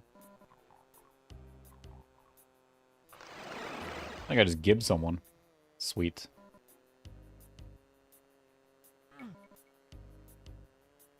Now what? I think one of those pillars comes down or something. Otherwise, I'm in kind of trouble right now, but I think there's a way down here. Yeah, I just telefragged someone.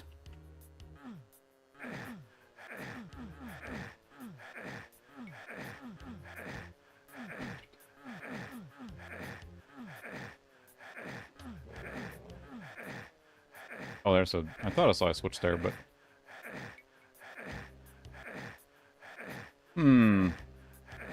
There it is. Oh yeah, we're gonna load there, because that took like all my health there. Fortune's a quick load. Loading. There we go. Boy, I do have the red key card now, too.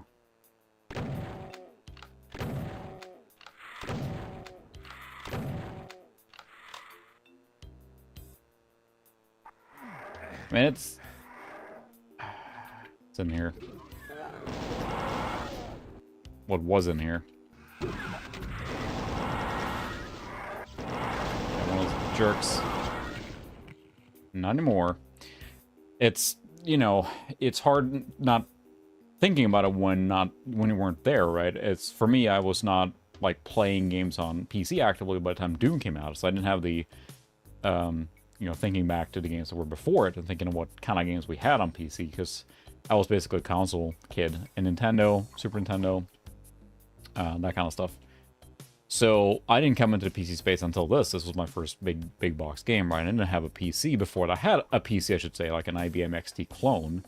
So DOS only, not really any games, because I didn't have any way to get games. I'd played a lot of Amiga, because my neighbor had an Amiga 500 before that. So, you know, being able to experience that kind of stuff, but... Wow.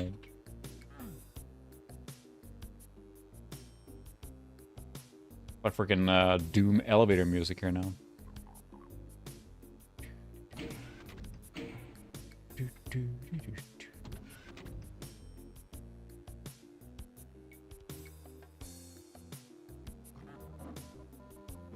Now, when you put it in perspective what we had before, it was, you know, of course, very revolutionary, but it's hard to, especially not having seen that transition going from, like, Wolfenstein 3D to Doom, you know. It's, there's been plenty of documentaries and stuff like that talking about how Doom just kind of swept the world, right? Including the High Score documentary on Netflix, which is really good. I mean, it's a little more, you know, popularized in that sense. But it's an entertaining watch. My son and I have been watching it and having a good time. I mean, I've seen it before. But, how do I get up there?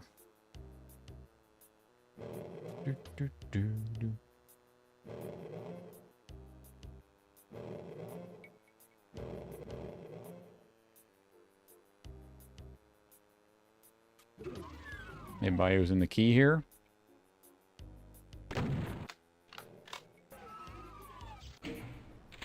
This is fine. I made it. Oh, it just opens a path.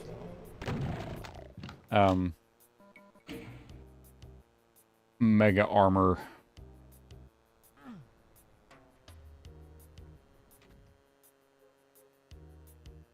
Now I got really dark in here for some reason.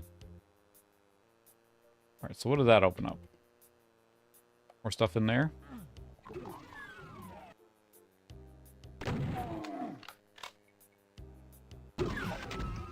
I've already been in here. We'll go in here again. Yeah, that is also an early game I got. That I played on the 486-33 as well and had a good time. It didn't run it super well, again, but it was still a really good time. I enjoyed that game a lot. Need for Speed 1 was fantastic on every level, because from a car game perspective, it really was the first game, to me at least, that like really showcased the cars and gave you the little video clips and all that stuff. And it was just, it was about car culture as much as it was about the racing. That was awesome. Bought that right when it came out too. But then I remember going from the 33 to the 100 and replaying all those games, like playing Doom again, Doom 2, playing you know, Need for Speed and stuff like that, and being able to crank the settings and like, wow, it's smooth now, you know. That was a huge performance leap. Sorry, I'm kind of scumming my way through here now.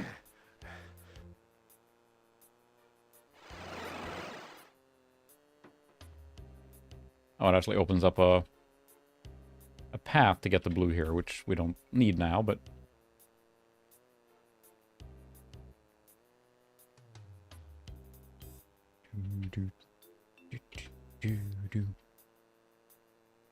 We did the blue one already, right?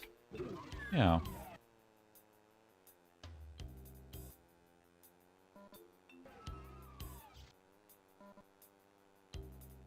You want to jump, but there's no jump. We activated that. Clearly they want you to jump down here now.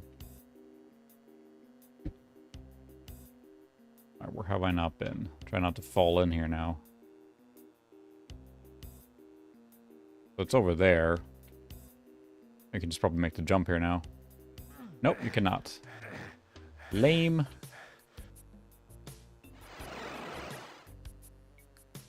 Oh, for Pete's sake. It's going great. Great. I had to get over there, but I don't remember how.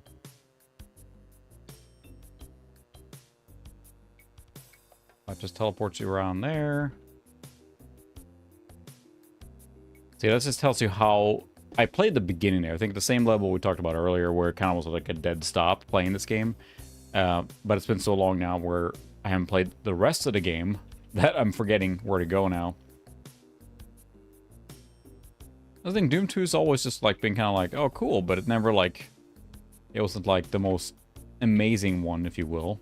It was more Doom, straight up. And that's, I mean, of course that was liked because of that too, but I feel like I should be able to make that jump, but maybe I just need a better running start. Yep.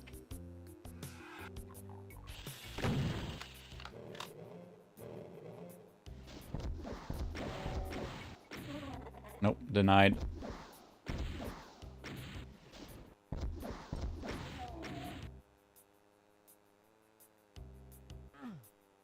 Nice little sand garden here. But yeah, I do miss that real early, like, computing experience, right? When you were playing with the DOS and Windows 95, and that early stuff was just so, like, I don't know, it was really magical. It was a special... Ow. It was the best of times, it was the blurst of times. You stupid monkey. It was just something different, because computing and, like, PC stuff in general was pretty new, and it was really getting powerful with the Pentium processor, and this is fine.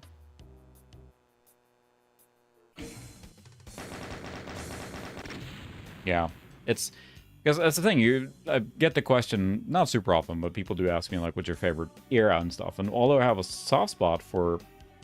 You know, the late 90s from the gaming perspective, because you get the P3 era. There's so many cool things with the Voodoo and the P3 and that stuff too. But that 93, 94, 95 era, my goodness, it was just... I mean, from 93 and on was just a golden era for PC gaming in general. There were so many things coming out. Every year there was a new processor, was like twice as fast. New stuff coming out, accelerators popping around the corner, sound cards, games out the wazoo. And there was so much you could do with the PC at the time. And I feel like in the late 80s, early 90s, the Amiga and stuff was really powerful, really good. Consoles were good. But then the PC came in and just freaking mopped the floor with, as far as like, you know, more advanced experiences, if you will. You have won. Chunk. Yay. I flipped the switch. You have won. Your victory has enabled humankind to evacuate Earth and escape the nightmare. Now you're the only human left on the face of the planet. Cannibal mutations, carnivorous aliens, and evil spirits are your only neighbors. You sit back and wait for death, content that you have saved your species. But then, Earth Control beams down a message from space. Sensors have located the source of the alien invasion. Aliens? If you go there, you may be able to block their entry. The alien base is in the heart of your own home city, not far from the starport. Slowly and painfully, you get up and return to the fray. Back into it. Hey, alright, a city. Now we got some nice lighting here, but yeah, the sky doesn't work very well with this particular engine here, I guess, but yeah, it was just, that's the thing too, and it's, you know, everyone's nostalgic for a certain time, and I think that a lot of us of this age are nostalgic for the time from having grown up in that, but just the seeing so many changes happening at the same time, that was really, it was the good, cool thing.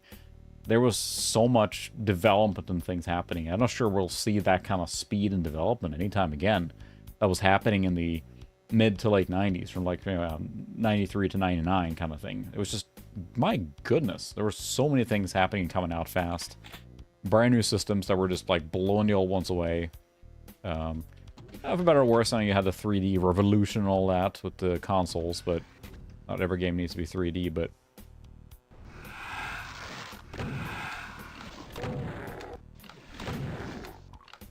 now we got some stuff that looks more like Cityscape and You wanted some monster clauses with that?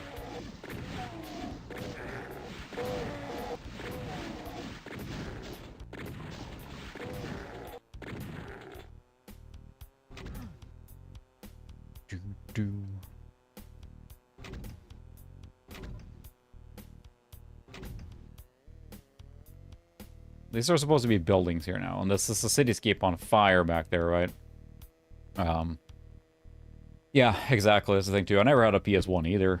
We were a Nintendo family, and then by the time that came around, the PS1, then I was pretty much in PC land, and it was a neat thing to see, but, I was basically playing PC games at that time, so that was pretty much it. I couldn't justify buying a PS1. I didn't have a huge interest in it at the time, but I kind of feel like I missed out on that, the experience, because, I mean, it was such a revolutionary console for what it did.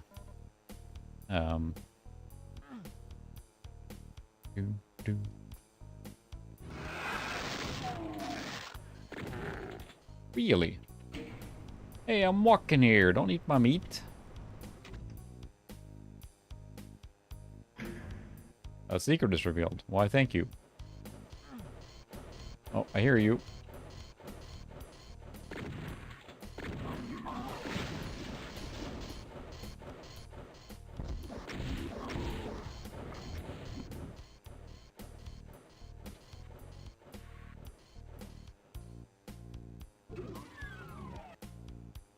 It's a warehouse, I guess.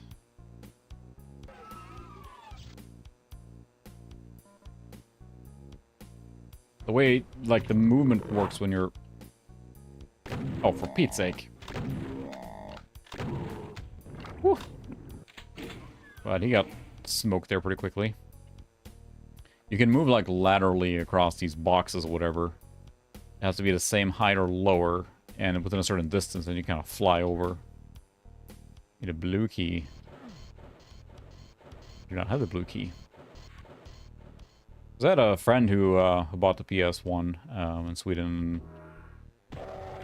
He was showing me, you know, Tomb Raider and stuff like that, and I thought it was really cool, but was not something I was lusting after, but it was cool. And most because I hadn't only seen console games on the SNES or whatever. That was my top experience at the time, and then of course PC, I was into that, so.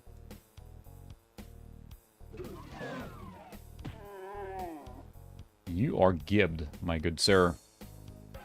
Oh, hi.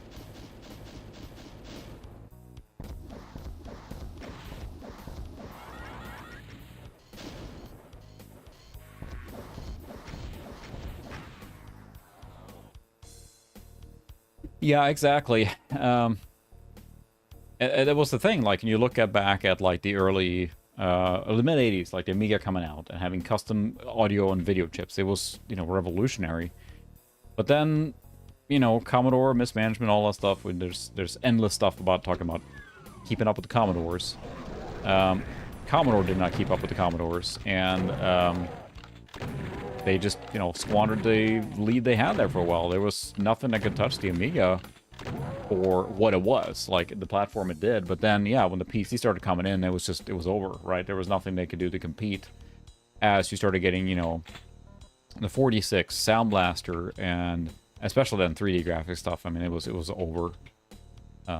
There's lots of things about Commodore, what to do and everything, but I feel like there was nothing that really competed when the PC really started taking off. I know the Macs were fine too, there were plenty of stuff there too, but the development of, like, you know, the sound cards and the 3D accelerators, all that stuff just took heart on PC and really took off, so...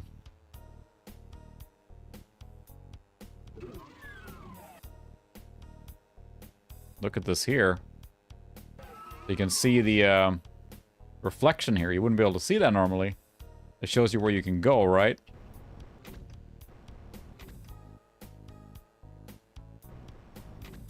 But since we can see it here...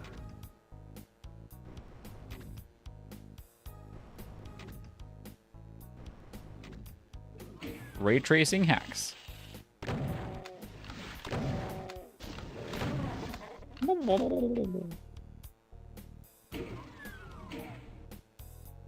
That's pretty cool. You see the reflection of from the ceiling there.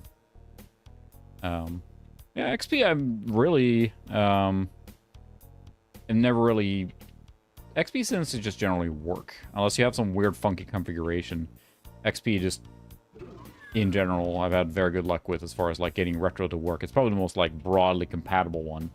It seems like it just always kind of just works. And above all, because you can use much newer hardware for XP, I mean, it will install on like a, 2006, 2007 Dell or whatever and run great. So as long as the driver support and XP probably was the one.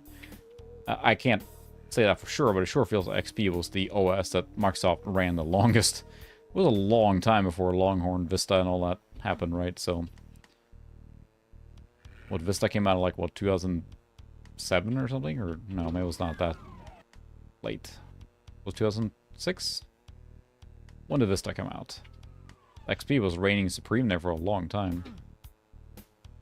How to get out of this freaking building here? Apparently here.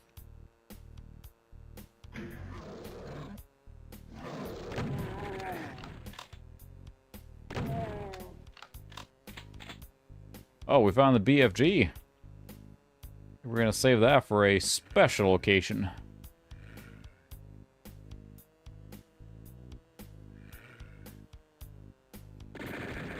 Hey, who's... Cut it out. Not cool. I have very low health now. Do a safety save here. Did I miss any health packs down here that could be useful now? Yes, there we go. Thank you. Alright, we're outside again. Fantastic. Get some health from out here. They tried to make it as a building, right? So, I mean, it's kind of. I'm not going back in that building. Yeah, that's the thing. It's like you get something like that, or a machine of that caliber, you can do a lot of XP gaming, and it's a fantastic retro experience at that point. You put in a, something like that, you can play, Unreal Tournament, right? Fantastic on that, and it can play later stuff. I mean, that's probably not to run Crysis, right? With the right video card, so. Okay. Yeah, I don't think we've been in this. This building looks fine. I'm sure nothing bad's happening in here. Nope, looks fine to me.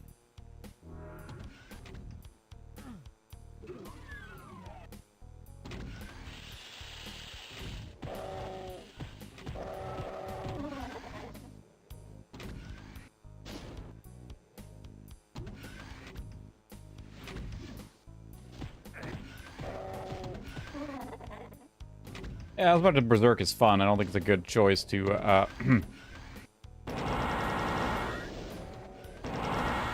punch them, because they take a lot of damage by taking hits from those guys.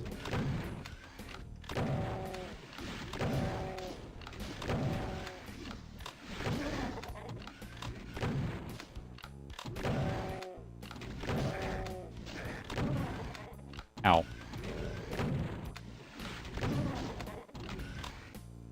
Some health now. Be terrific. Don't crush me. Thank you.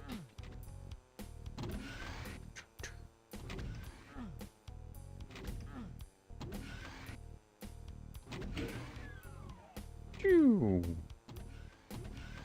Any health packs around here? Lots of plasma. No health packs.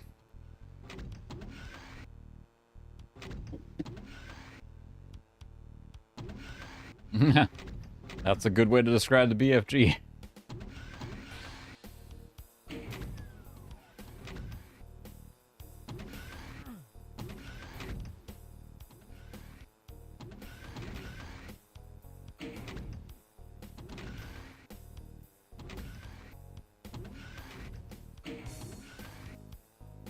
I flipped enough of these things now. Double check something real quick here.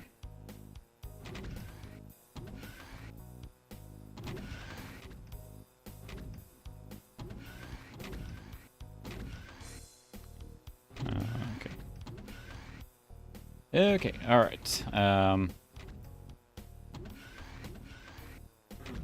I flipped all those things.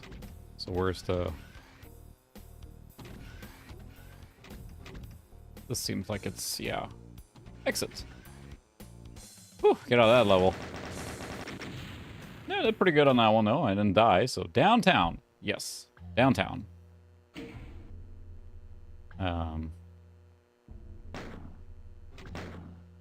You're gonna try...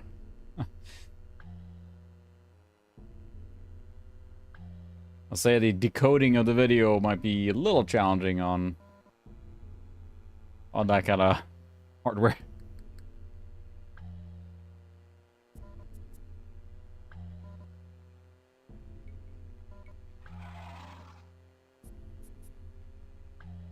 More health.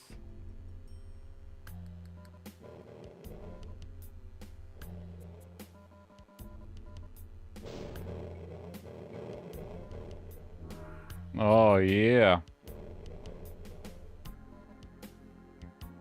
Come at me, bro. Whoa.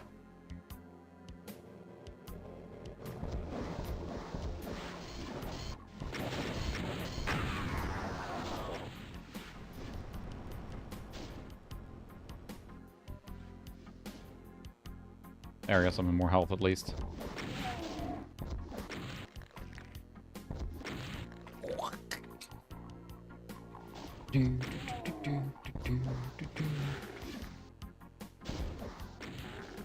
Oh, yeah, there we go. It's fine. Your computer's sweating a little bit now. Where should we go?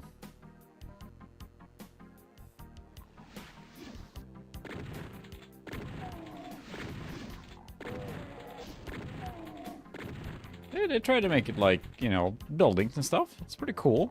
So when you start seeing stuff that looks, you know, sort of like real buildings. I am not going to run and punch people now.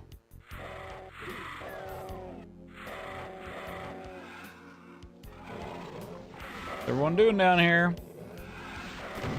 I wish I had a grenade now.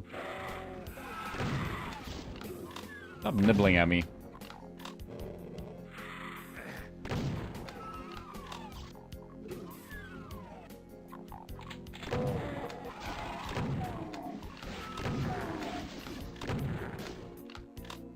There we go.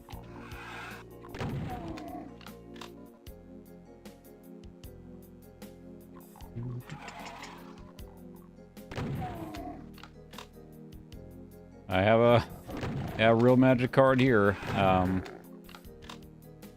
I was trying my darndest to make a machine work with a MPEG decoder card, but I just could not make it work. So I'm gonna shelve it for another machine. It's not needed in that, so I'm gonna put it in. Try and use it on something else. But I have a real magic card back from back then, but unfortunately it uses a proprietary VGA bypass cable, which is kind of a bummer. I threw that cable out a couple of years ago, and of course now I need it. So the moral of the story is never throw cables away.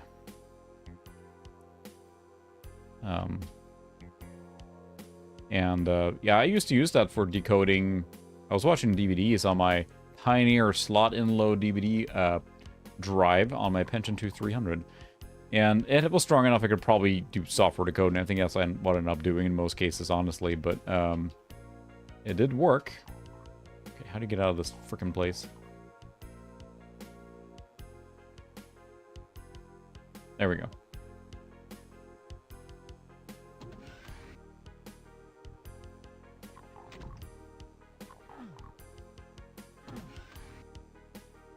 There's a long way up.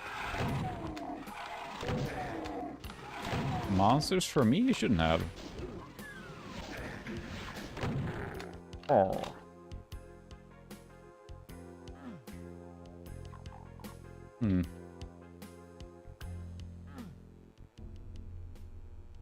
Yeah, it works fine. Even a Pentium 2 400 or whatever can do full decoding of MPEG and software. So especially with, like, you know, something like Cyber Power DVD, which works fine. Oh, so I need the key card, of course. Have to go through that whole exercise and mumbo jumbo. Once I have the blue card. Ah, I'm invisible. Let's go into this building.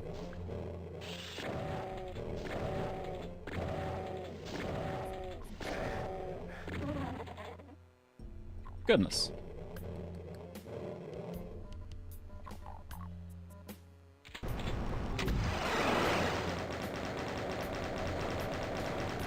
Oh. Oh, I'm gonna die. I'm not dead yet. I figured there would be monster claws going on there doing that, but...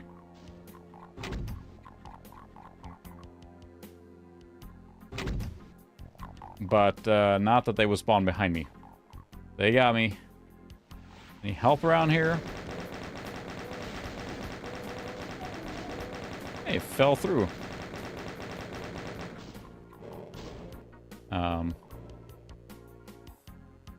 No, I mean, you look at, like, some of the ATI 2 Rage C or whatever has, like, MPEG built in or decoding, because it's like, they're called DVD Plus, and they have DVD decoder built in. Yeah, exactly. At least from the DVD one that I'm aware of. There might be other ones or newer ones, yeah.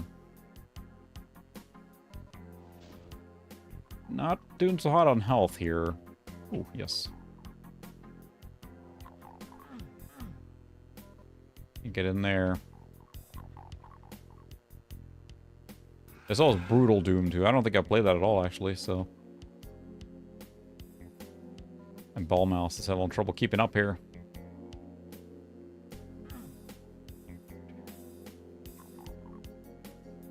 This is a start, yeah. Went in there, but I know from this side, okay.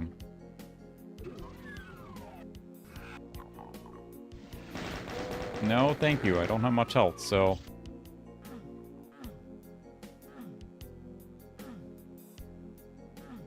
Do another safety save.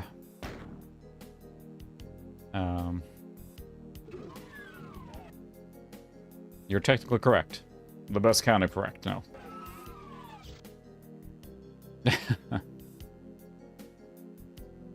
Well, I am in my basement, at least.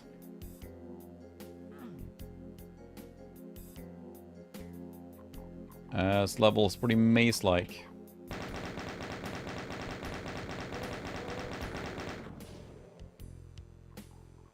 This is the one I got in here, so... what else we're looking at now?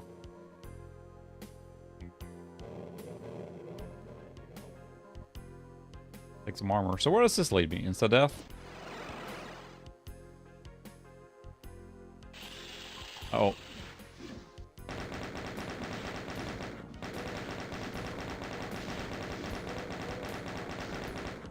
I'm being very twitchy right now because I don't have a lot of health, so...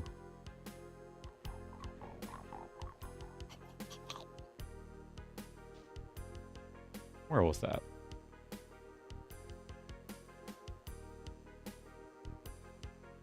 I'll take this. I can at least be visible. You can't see me.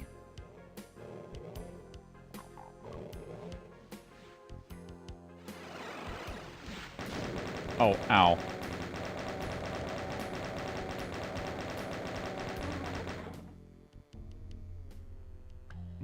There's a BFG in there. I don't necessarily need the BFG. I need more health, though.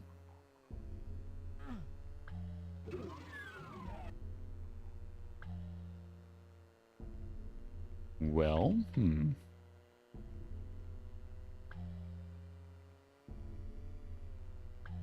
Do all the portals in that thing take you to the same spot?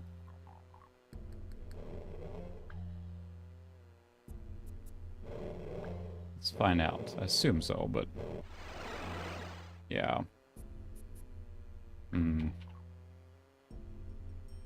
Oh, man.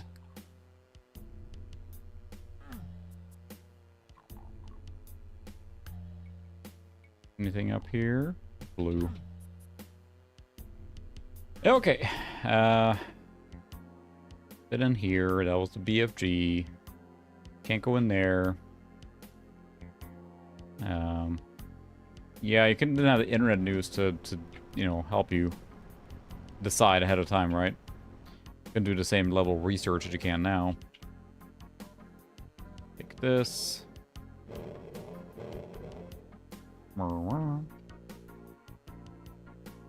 Got any more of them there health packs laying around here? Yeah, it's mostly where to go. This looks promising. Oh, Davis.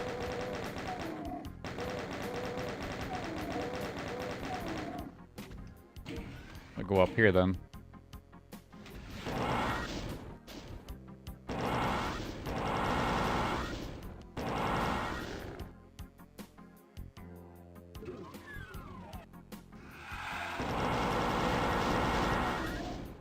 A little aggressive here with this, but I got a lot of ammo for it, and I'm not doing so hot right now, so... Just... What kind of office building is this? Just lava. Oh, for Pete's sake. There we go. Everyone take a drink.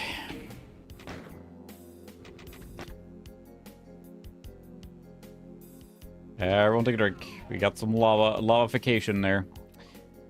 And I found the lava. We found the lava. We found it over here. We found the lava. We found it looking everywhere. Yes. It's been a while, hasn't it? There we go.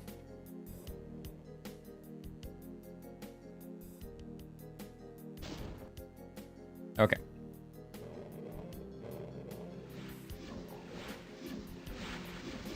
I'm angry now.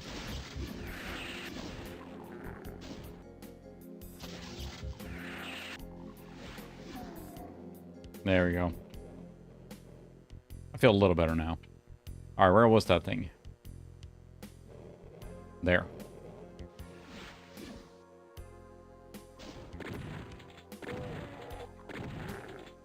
Did I go in here on this save here? No, yeah, I've already been in here. Okay.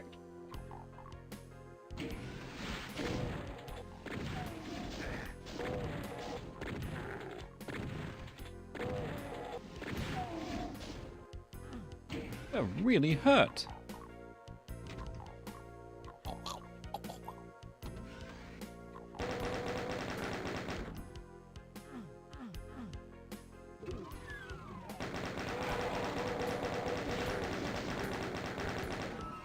Oh, it's just a map. Maybe we'll save again here now so we don't get lava-fied again. Nope. Oh, even better.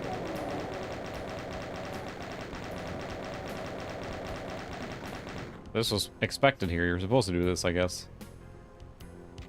Kinda could have used whatever was up there, I guess. Forget it. Problem solved.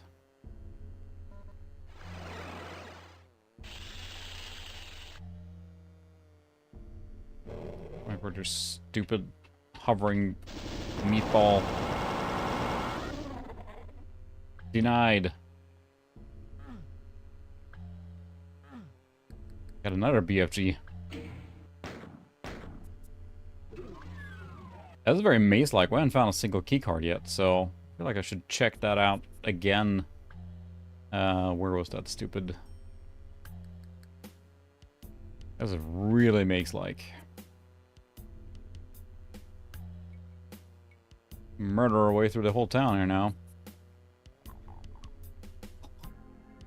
I feel I should go back to that stupid building there.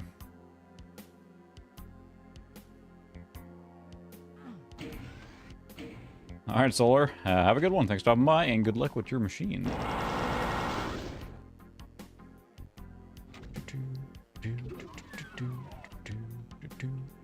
You're not supposed to be able to make that jump.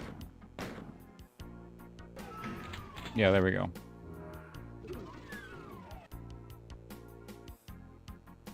There's a portal down there somewhere.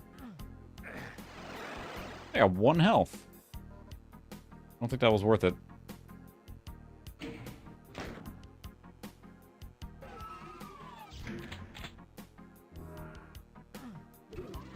I got the map at least. Is there full damage here? Nope, there's not. I don't have a red key card, so I guess we'll go back to the arrow one here. I feel like there's...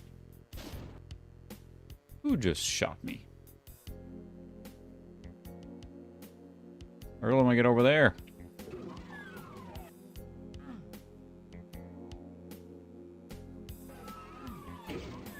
Oh, there we go.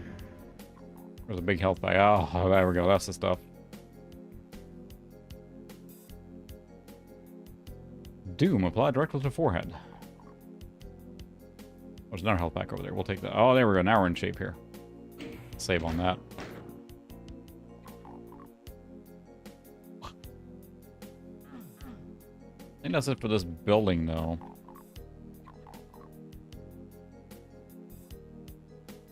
Oh, more health. Even better.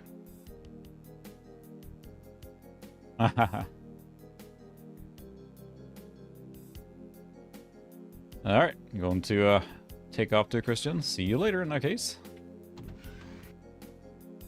It just did save.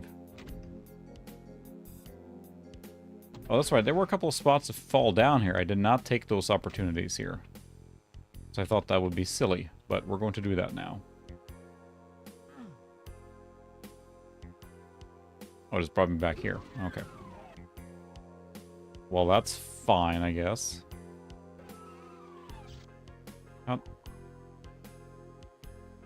Oh, it's on this side. Okay, so... yeah, it's the last one there is what we need. There's another one I need to fall down from. Okay, I think I got it now. Need to go here. Open this, or travel here. Like, again, it's admirable they tried to make this look like a cityscape with what they had available, but... again, that's why Duke was so cool, because it looked like an actual world city, you know? Office buildings and... there we go.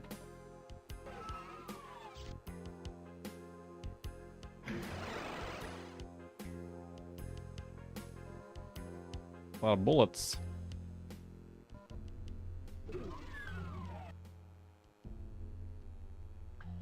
Where am I? I have the blue key card now, at least. That's something. Alright, so where's the blue door? Where is it? Where is it? I always thought it was fun as a kid to run around like this. You kind of like can... almost like a race here. And you could... you know, this would be a fine, like... 2D art style game that did this. Oh, there's the... okay, the blue one is the one that you have to fall down to get. Right? And that was... right there. So... I gotta remember how to fall down to get to that. Because there was a way to fall to it pretty easily. Was it from this building? Yeah. Which you got by the big teleporter down here. Alright, let's see if we can get this going here now. Yeah. Made it. Not fall off. I'm here and I'm mad. And I'm invulnerable.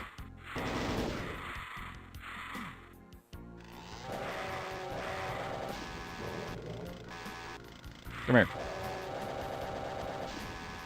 There. Hopefully the soothing sound of a chainsaw cutting through demons will be enough to make your kid go back to sleep there.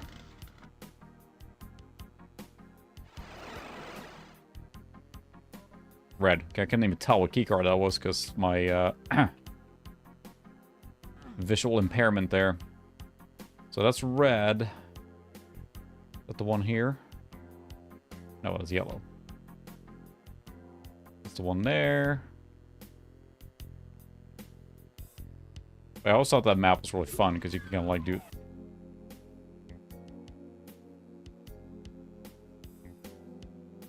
Tired of surprises. This feels like a feint here. Yeah, I hear that.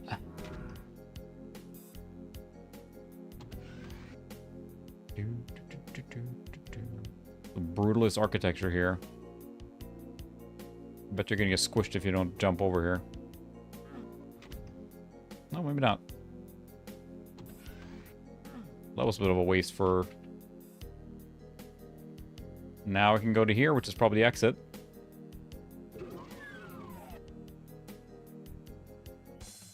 Walk in lava to finish it. Whew, that level is kind of brutal. We got there now.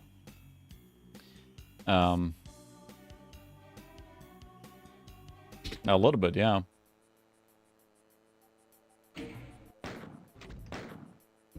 So that's the thing, is like Doom 2, I feel like it almost has the feeling to it overstates its welcome a little bit. Because, I mean, you know, they tried to do a little different levels and everything, but it didn't have the same kind of, like, you know, pizzazz or wow factor. And some of these levels are just really brutal. But, I mean, they were, of course, trying to capitalize on the popularity. Doom was a smash hit, so they wanted to make more, and I think they made Doom 2 pretty quickly.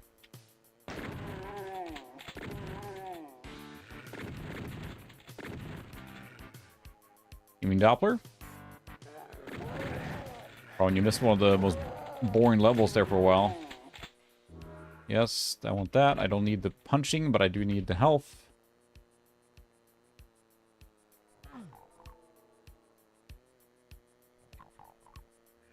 Castle thing going on here?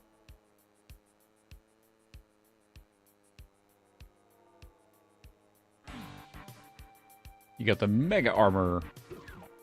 Mega armor.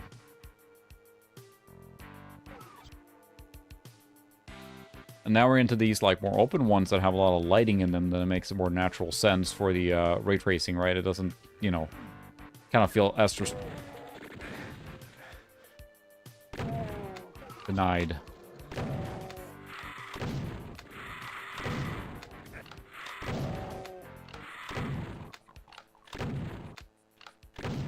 You're gone. Yeah, and the ray tracing in the water and stuff, I mean, now it looks quite good when you have more light sources.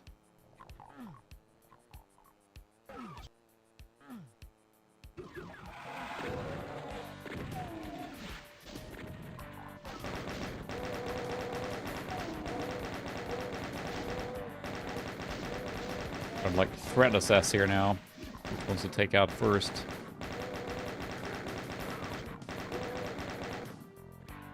A guy nibbling on my heels again. Oh, sorry.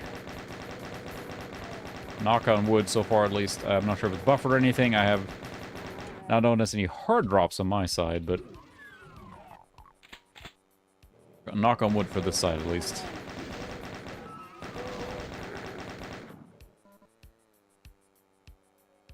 I have lots of armor. It's not helping much with these.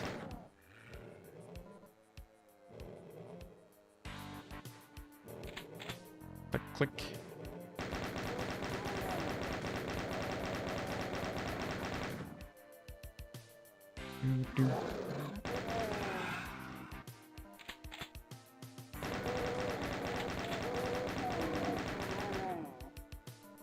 Got the whole arsenal now, at least, so.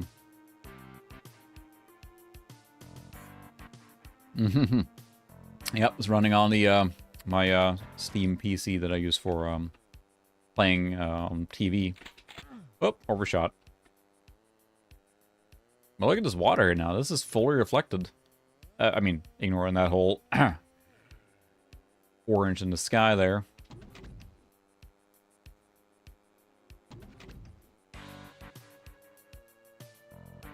Yeah, you can really tell, like, the ray tracing going on here now. I see the windows and stuff like that are really casting a nice, like, light. Wow.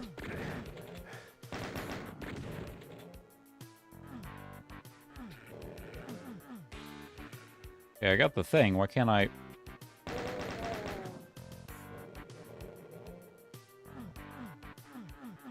What do I have to do is walk up and...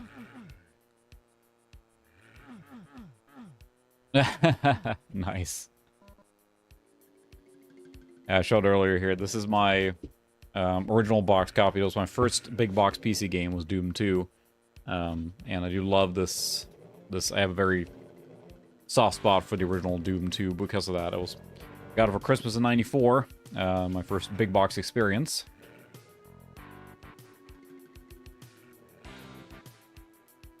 I thought you literally just walked up and touched them when you had the thing, but I guess not.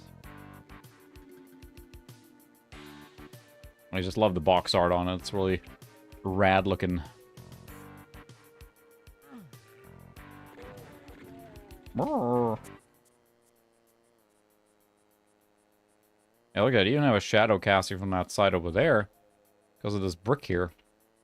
Or this is the rendering error. I think it's a shadow from here, from the light over there. So you can really kind of appreciate some of that effect. Again, seeing the entire scene reflected in the water. Oh, hello. Mouse.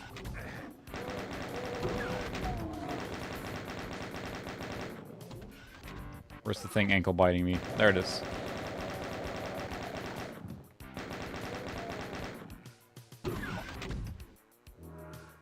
Supercharge.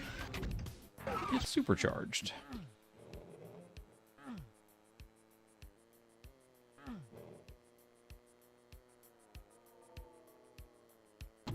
Oh, cool. All these things open up here. And yeah, that's the thing. It's like you know, of course I have a soft spot for Doom and Doom 2 in general, but it's, again, doesn't feel as transformative as Doom 1 was. Or Doom, I should say. Just something a little different, but at the same time more of the same too. I mean, there wasn't that much to add except just, you know, tons more levels, obviously. So, yeah, oh. There we go, now open those things.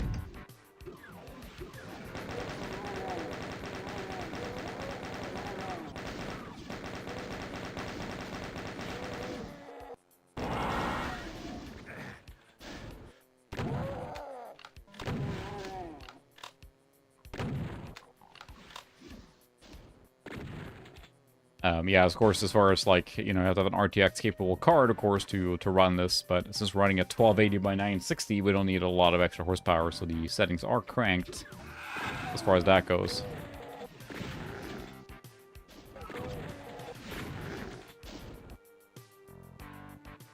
I have an easier time on this level than I did the downtown level. That was pretty brutal. I noticed, too, like, you can see there, my shadow that's casted from the light, my flashlight, right? You can see that, okay, the sphere is here, now goes on the wall, and there's a sharp edge there because the edge on there, so. I have not, no. It doesn't ring a bell.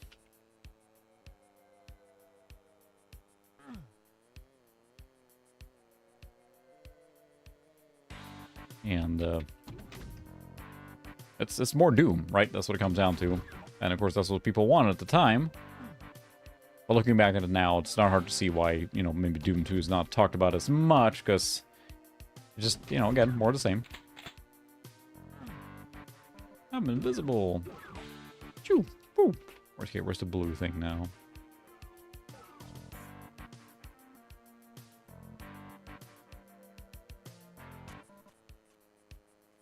Picked up a clip.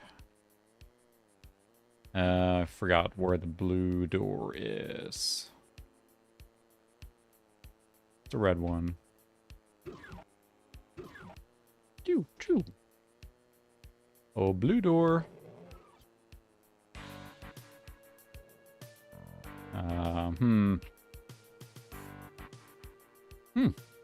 Interesting. I'll check that out then. It's just, you know, I'm nostalgic for Doom 2, because I played, again, I mentioned earlier that I played Doom 2, the beginning of that, way more than I played, that's where I came from. Then I played Doom 1, easily. Mostly because the time that I came into this kind of gaming, so.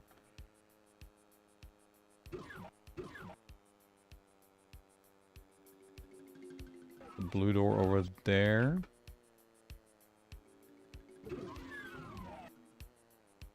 But I gotta go all the way around here, huh? There we go. Hello.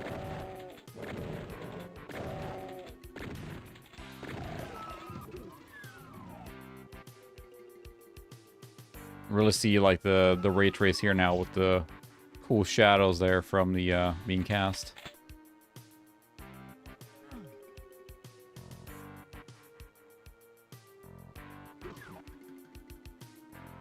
You fall down there, how much do you have to go around here? That's fine. Yay, alright. Yeah, that's true. I mean, that's probably the thing that happened, right? It's like everyone played. It was, and then Doom is probably the one that kind of revolutionized the shareware distribution method, right? By giving you the whole, I know Wolfenstein did the same thing, right? But giving you the entire first chapter of the game like that, I mean, it was probably made the distribution of Doom so, I mean, it was everywhere, right? Got the first level music here. And that's, again, we see the, kind of like a bug or how the reflections being handled there. The ray tracing is just kind of clumping together. A bad feeling about this here now.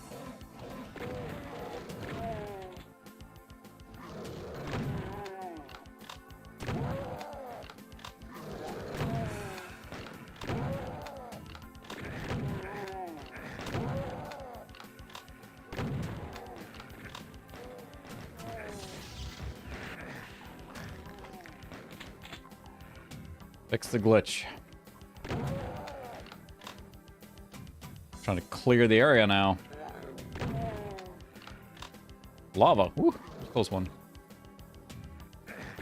I certainly didn't get this kind of level in Doom 1. I will give it that. I mean, this is very sprawling and open. Lots of lava. Oh. A mouse bugged out again. Sorry. Happened earlier. I think it has to do with the PS2, so... Unfortunately. Gotta do a restart. It has to do with my KVM, I think. It's just, for some reason, it just glitches out. So this computer then, with you know, it's a modern machine, right? And it's hooked up with the same KVM that I use for all my other streaming, so that way I can just capture it from VGA, which, you know, it's a modern computer, so it kind of seems silly, right? But the main reason for that is that so I can play on the CRT. And Windows 10 and that kind of stuff in these games work really well on a CRT. But it also means that for some reason, inexplicably at times, the machine just weirds out or bugs out and just drops connection with the PS2 KVM. And I probably should get a newer KVM to see if I can fix that, but yeah. Hasn't been worth messing with, but it's so easy to reboot this thing. It's, you know, solid state drive and all that stuff, so full modern PC. But I use this quite a bit for this kind of... We streamed with this one before because it's a cool way to do ray tracing in older games like this, so... And, you know, the machine is powerful enough to do that quite easily without having to mess with my primary machine. Well, there we go, now we're back in it, so... Like nothing happened. We're down for less than a minute there, I think, so... You're going to... Oh, that's red. I can't get in there.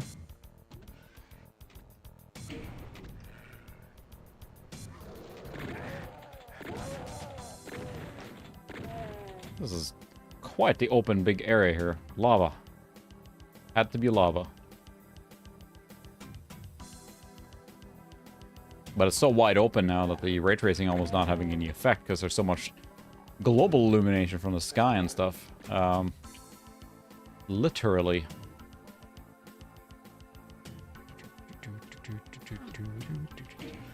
Is that the beginning? Yeah.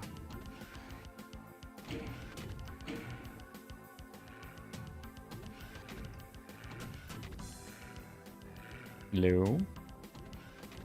Ah, who's there?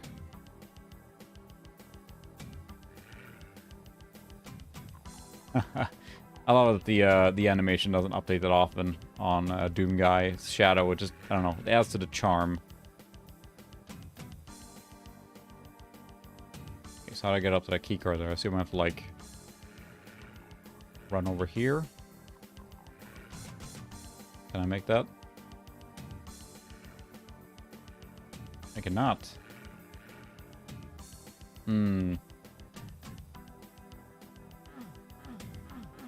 Missing something obvious here?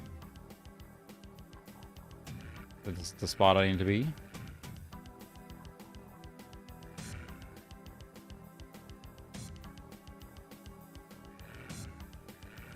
I don't think I can make that quote-unquote jump there, but I don't see any other way to easily get up there either. You know, this is where we deviate from just like, oh, cool, ray tracing to, I don't remember how to play this game, so... it could be, yeah. Let me take a look again. There's a lot of dudes there. And as a reminder for those that joined later, too, we are using the...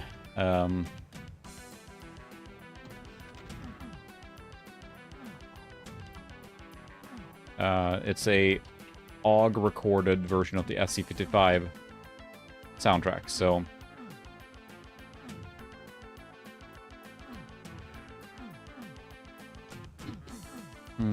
No.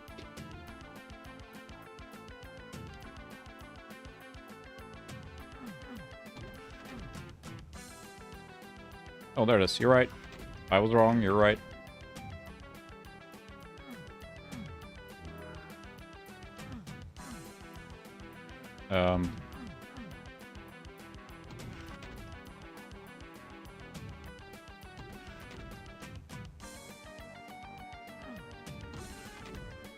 Can you make it all the way through there now?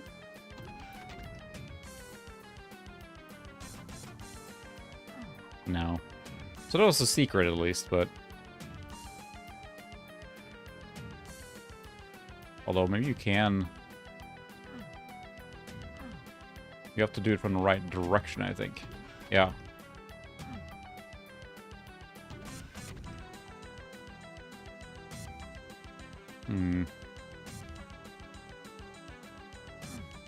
Yeah, he really launches you, doesn't he? That's a secret back there, so... I feel like something else should teleport you here. You teleport up there to pick that up.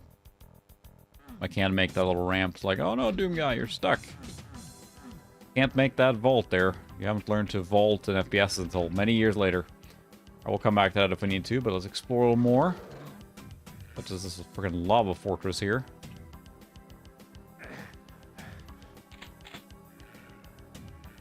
Chick, chick. I don't know how to reload. Like that.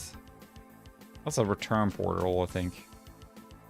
Can we make that? Let's try. Geronimo! Alright. And you can probably make that jump over there. Whew. Oh, I thought I made that. I'll try that again. Feels like that's doable.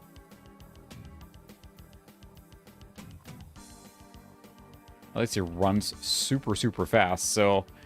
that's the thing that, like, Doom 2016 did pretty good, too, when they kind of revitalized it, and just, like, the Doom Marine runs so fast. Maybe I went too fast? Am I too furious? It feels like I should be able to make that. I feel like I hit the top of the wall first.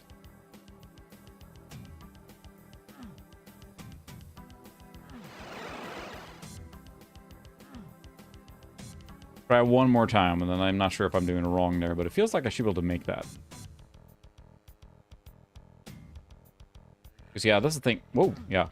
You move so insanely fast. If you look at the acceleration and speed of Doom Marine, I mean, it's just insane.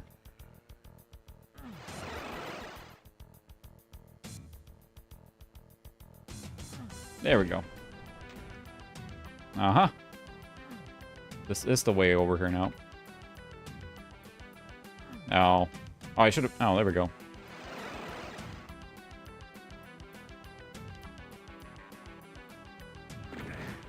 Oops. Okay. I had no idea what just happened here. That was the, succession of failures.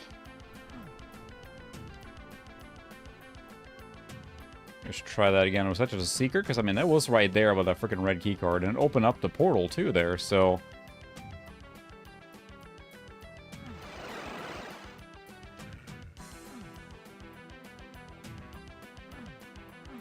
Dang it. Because now that thing is here... Still gonna get the red keycard.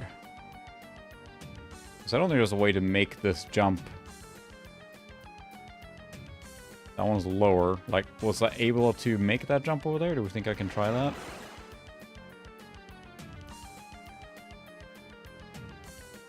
Anywhere else to jump here? Oh, look at this nice 2D health kit there.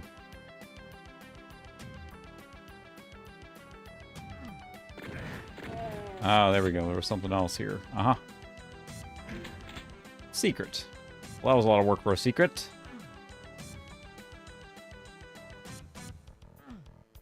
Okay, let me try that box jumping again here. We're trying to Doom platforming 2023.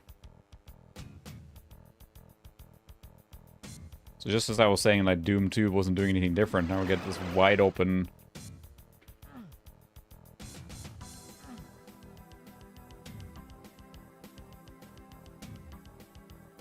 Nope. Alright, let's explore something else.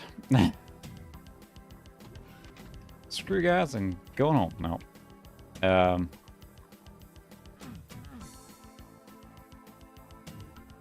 That's a lot of lava down there.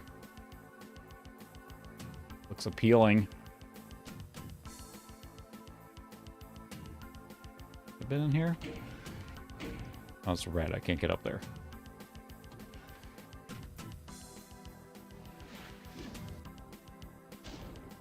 Is that a set of maps, or... I don't recognize it, so...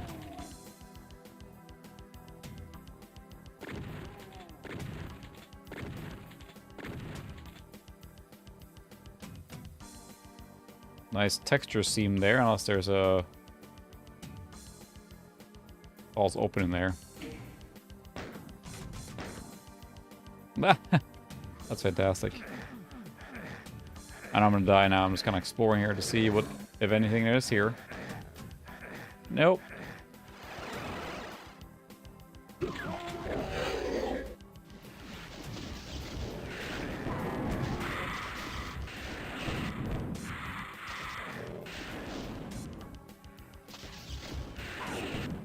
Panic use of the BFG there a little bit.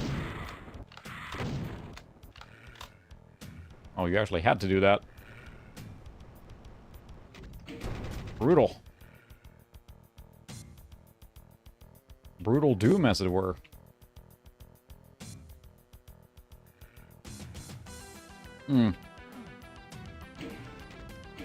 That's cool, though, but I mean, it's like...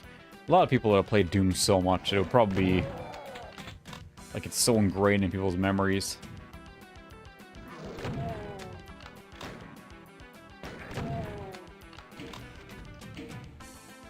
Got any more health kits here?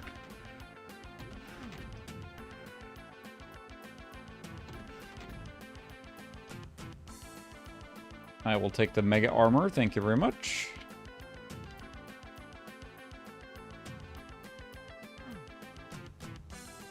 And...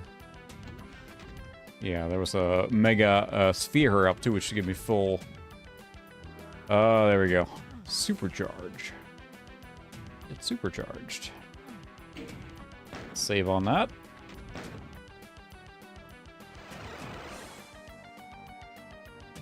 Where does it take me? Who knows? That's the fun. I need a red key. I do not have a red key. I have a yellow one, though. It's down there. That's yellow over there, so how the heck do you get there? Teleporter randomly somewhere? Yeah, I don't remember these levels being so maze-like. I haven't played it, but I watched a video of his curse stuff, and that's freaking hysterical.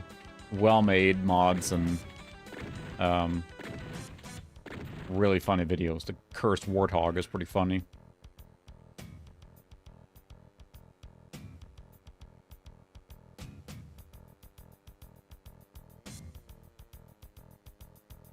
So, stuff is over here somewhere. I might do another exploration round down there.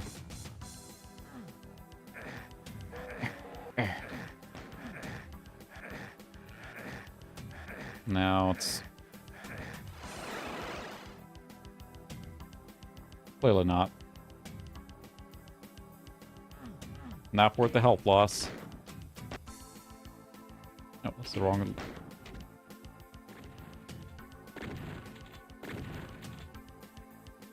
So, let's see. We have the yellow key, and that only goes over there. So... click, click. Yeah, I don't know how, A, dreaming up all the stuff that he puts in that cursed one, and also B, like, actually programming it in. Some of the stuff, like, it's pretty nuts, the stuff he does to expand it, so...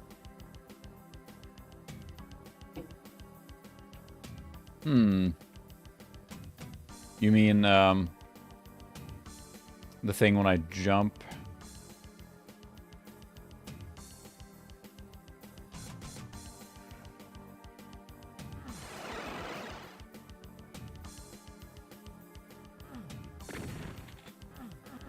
I've already tried doing that with that one. It just seems like... I must be missing something here, right? Because it feels like I should be able to make this jump. Like, it feels like I was designed for this, but I can't bridge that gap there, you know? It's just too far. Right?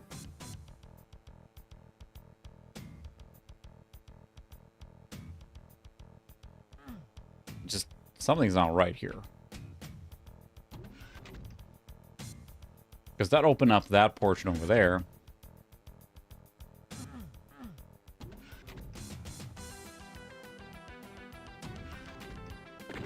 Learn to vault, Doom Guy.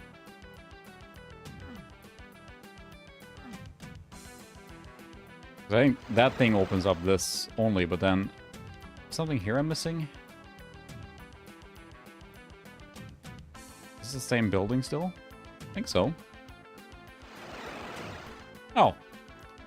Take the portal twice. Of course, why not? I mean, that makes sense to me. Video game logic. 90s.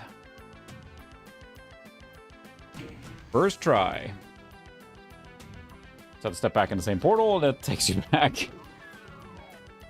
Oh. Really?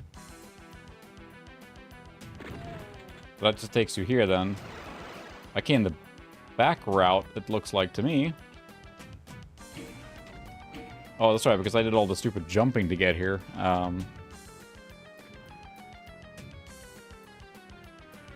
Oh, you're actually on this building here.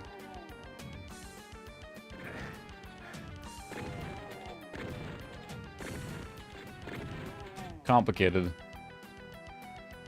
Yeah, I missed this. Just like the obtuse being like extremely obtuse on everything, so.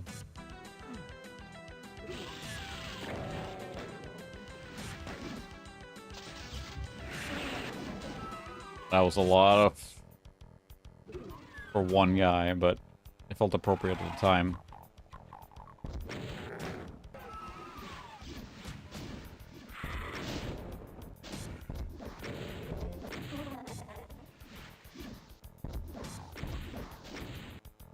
I want these mother-effing demons off my mother-effing planet. Well, there are aliens here, though. I thought it was kind of well established in all the Doom games that it was always demons, but they kept saying aliens here, so...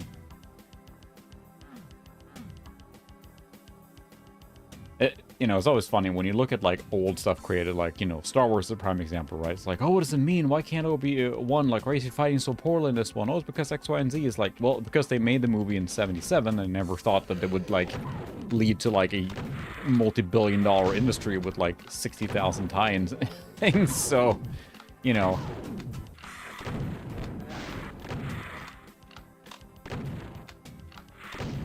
Look in those heads. I saw you up there.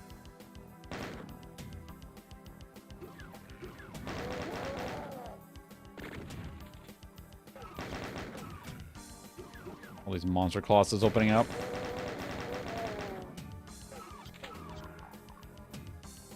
Punching time. No, I'm not gonna punch.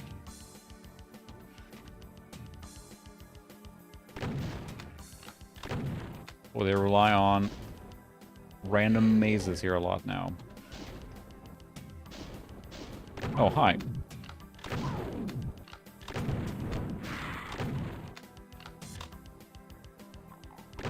And see, you were like eating me.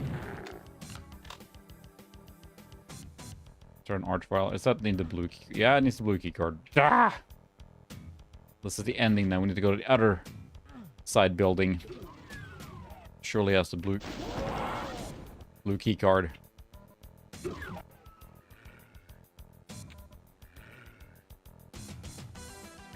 Right? Yeah. Gotta be in here somewhere.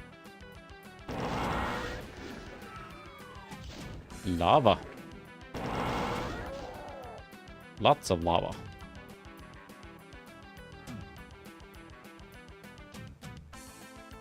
Nice little sheen there. Look at that. That looks really cool. And when I do that in certain games, it looks really, really good with ray tracing. And I think that's why I really love the implementation in Control, because it works really well with it.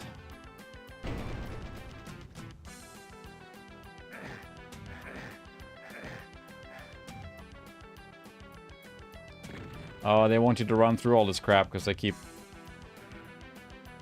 adding health packs there.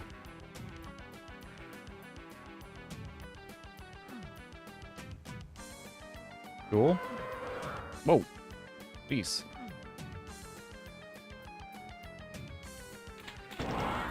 And demons. And things. Oh, there we go. Radiation shielding suits. This is radiation, not lava. Denied.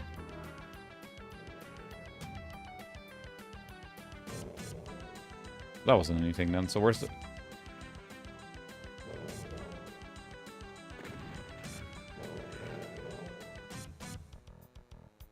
Secret in here?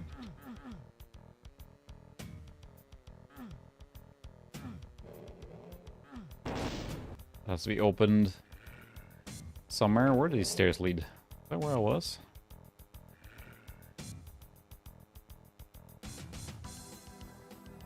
Oh, it goes up. Okay. Oh, come on.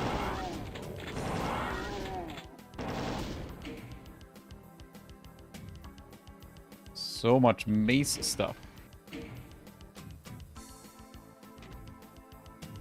That opens something. Somewhere. I think. Maybe. I'll double check here so I don't have to run all the way back again now.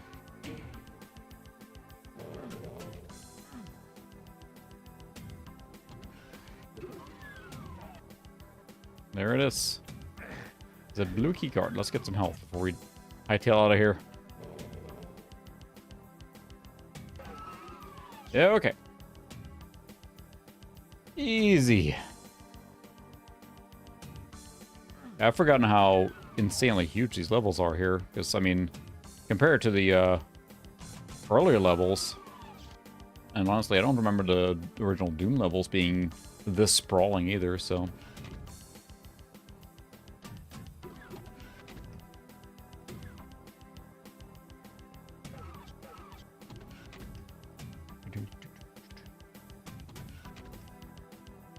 Of course, the level 1 music here.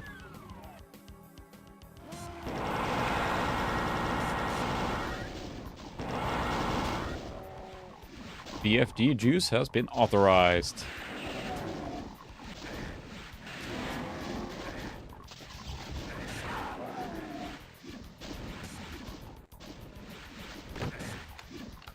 Hop in the lava.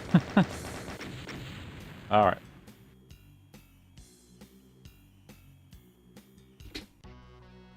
Suburbs. Yeah, I'm sure they will look exactly like real suburbs here.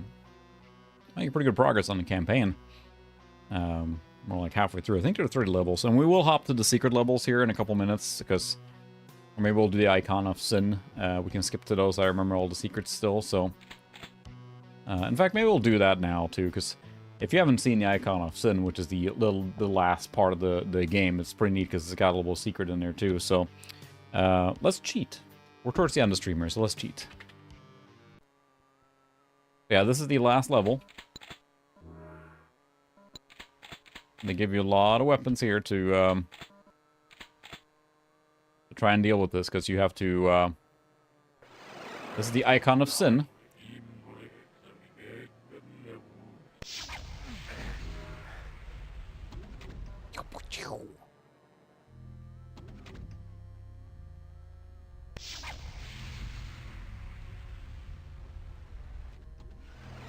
And I believe you have to...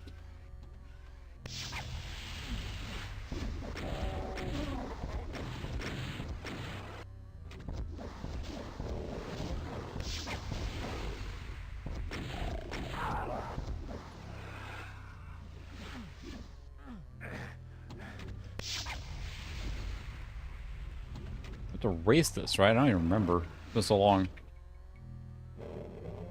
We're just magically at the last boss now, right? How this thing works. And they just keep spawning. This is a endless spawning boss, so.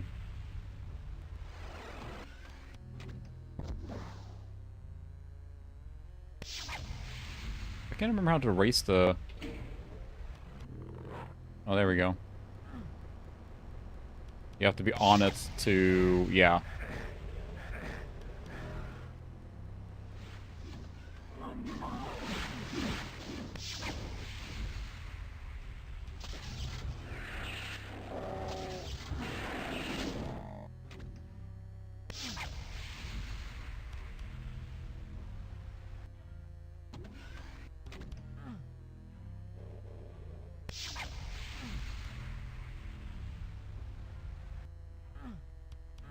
No problem.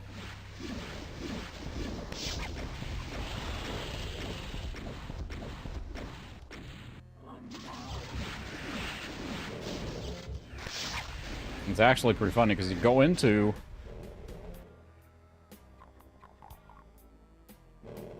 There's John Romero's head. That's the actual weak point of this this monster, the boss.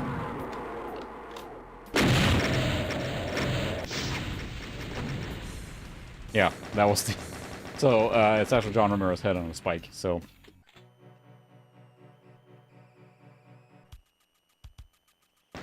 That's the end of the game, but...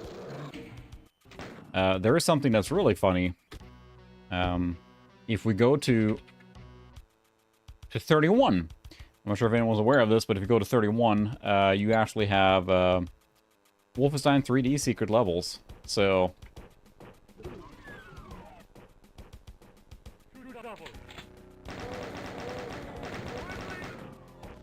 I'm not sure if these lighting textures have been adapted for that. But there's, I'm not sure even how you even get to this level for real. I've only known through cheats, so... Also, the perspectives and sizes are kind of, like, off quite a bit.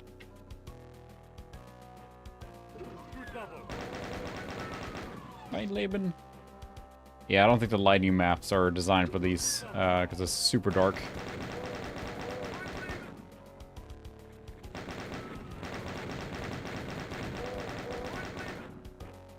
We, turn off the... Yeah, this is what it's supposed to look like. Because, yeah, the ray tracing is cool here, but it, gets really dark there. The, final boss? Or do you mean the boss here? The final boss, I think, on the Icon of Sin there, you have to, like, time it the, Oh, I'm out of ammo. That's not good.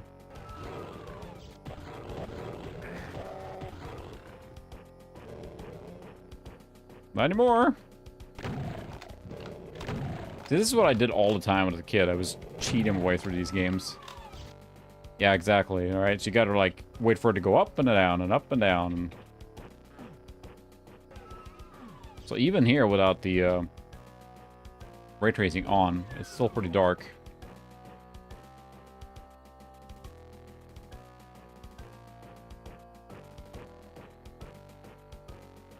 Yeah, let's already pick up all the stuff I already got and everything, of course, because I'm just that good.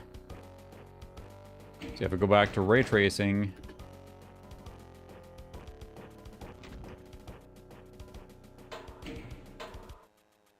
It's cool, but it's just really dark levels here. And again, I don't think these were probably light adapted for this, because, I mean, there's no light sources here, right? So...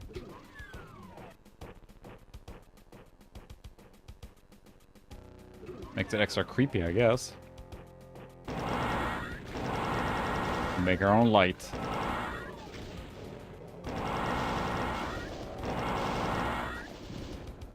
But I basically cheated my way through this part here too, because I ain't sure how do you actually get to these levels if you have to do level cheat.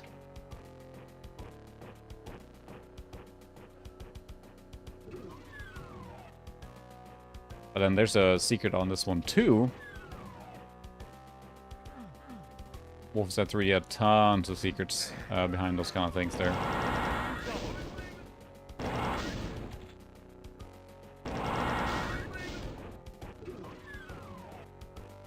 There's a neat little thing that did this though.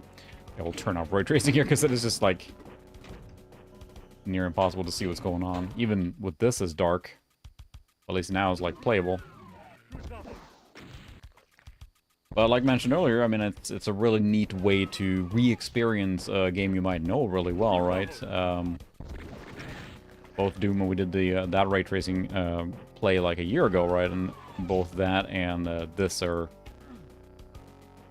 Gotta trust all the portraits, because you never know if there's a secret. Are great ways to re-experience it. And again, it plays really well in a CRT when the black levels are, you know, very... work really well with it, so...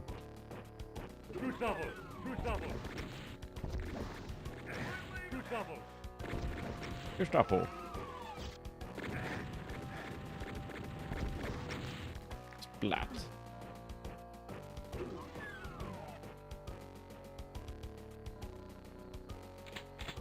Yeah, it's really dark. Well, that's a PR boom thing. Einleben.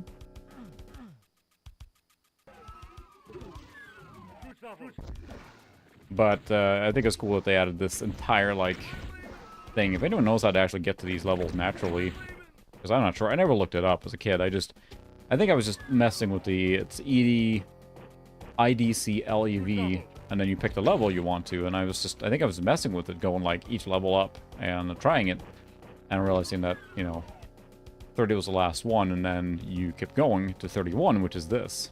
And I found it, I think, by myself, and like, oh, this is so cool.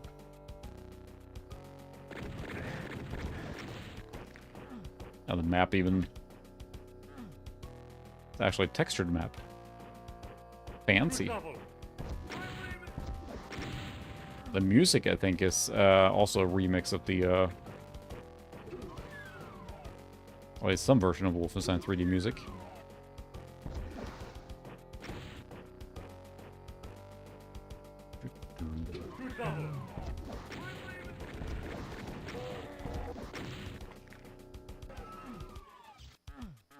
I think this is the exit here, but... And there's, I'm pretty sure, another secret here.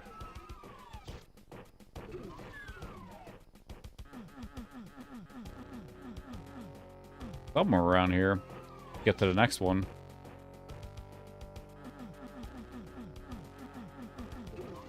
There it is. Like, I'll say it's multiple secrets somehow. Yeah. There's the secret one to the next one. Wolfenstein finished. Congratulations, you found the super secret level. You better blaze through this one. Yeah, this is the super secret ending level here. And this one I only knew by also cheating, I think, and then I eventually found this one. I do think we fight Arnold in this one, or at least some variety of that. Nice little remix here, too.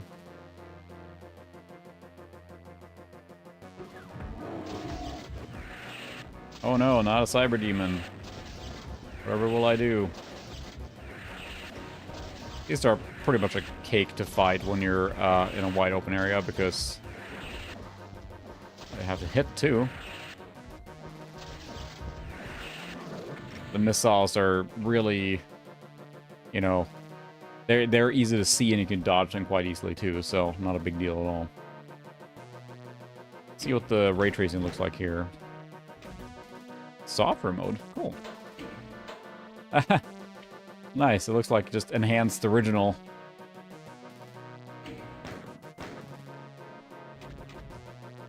RT. There we go. Got some freaking psychedelic colors going on here. Nice. And this is what it needs more, I think. And there's more light stuff placed here, right? Not with the intended ray tracing, but it does help there, so.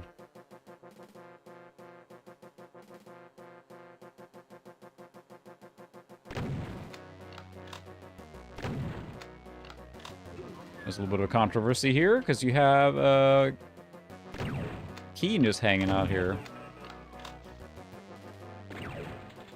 Of course, id Software being the ones that actually made Commander Keen, so they have rights to do this, I guess, but it's a little morbid.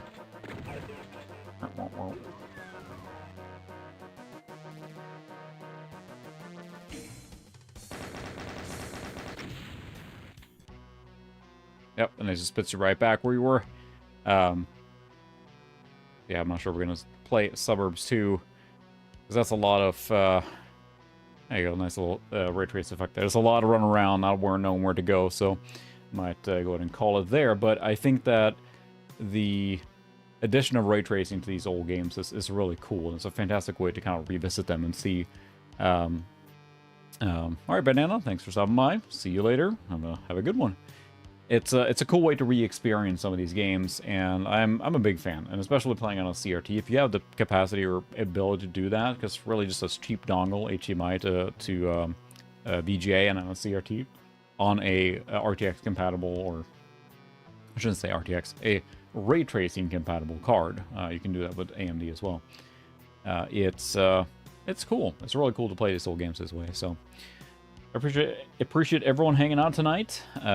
We have blazed our way halfway through Doom 2. There's like 30 levels, yeah, so, yeah. Yeah, it's a cool thing to try out, and there's a lot of old games that are getting this now, so we'll probably stream Half-Life as well, Ray Trace whenever that's finished. I'm looking at maybe doing Quake at some point too, so. But I think the neatest thing would be to do the VR. If I could rig up a way to do that here with a green screen behind me, and a headset, and still see chat and do VR. I know there's a Quake version of VR, for example. That would be really cool. I look super stupid, but that's kind of the point, so.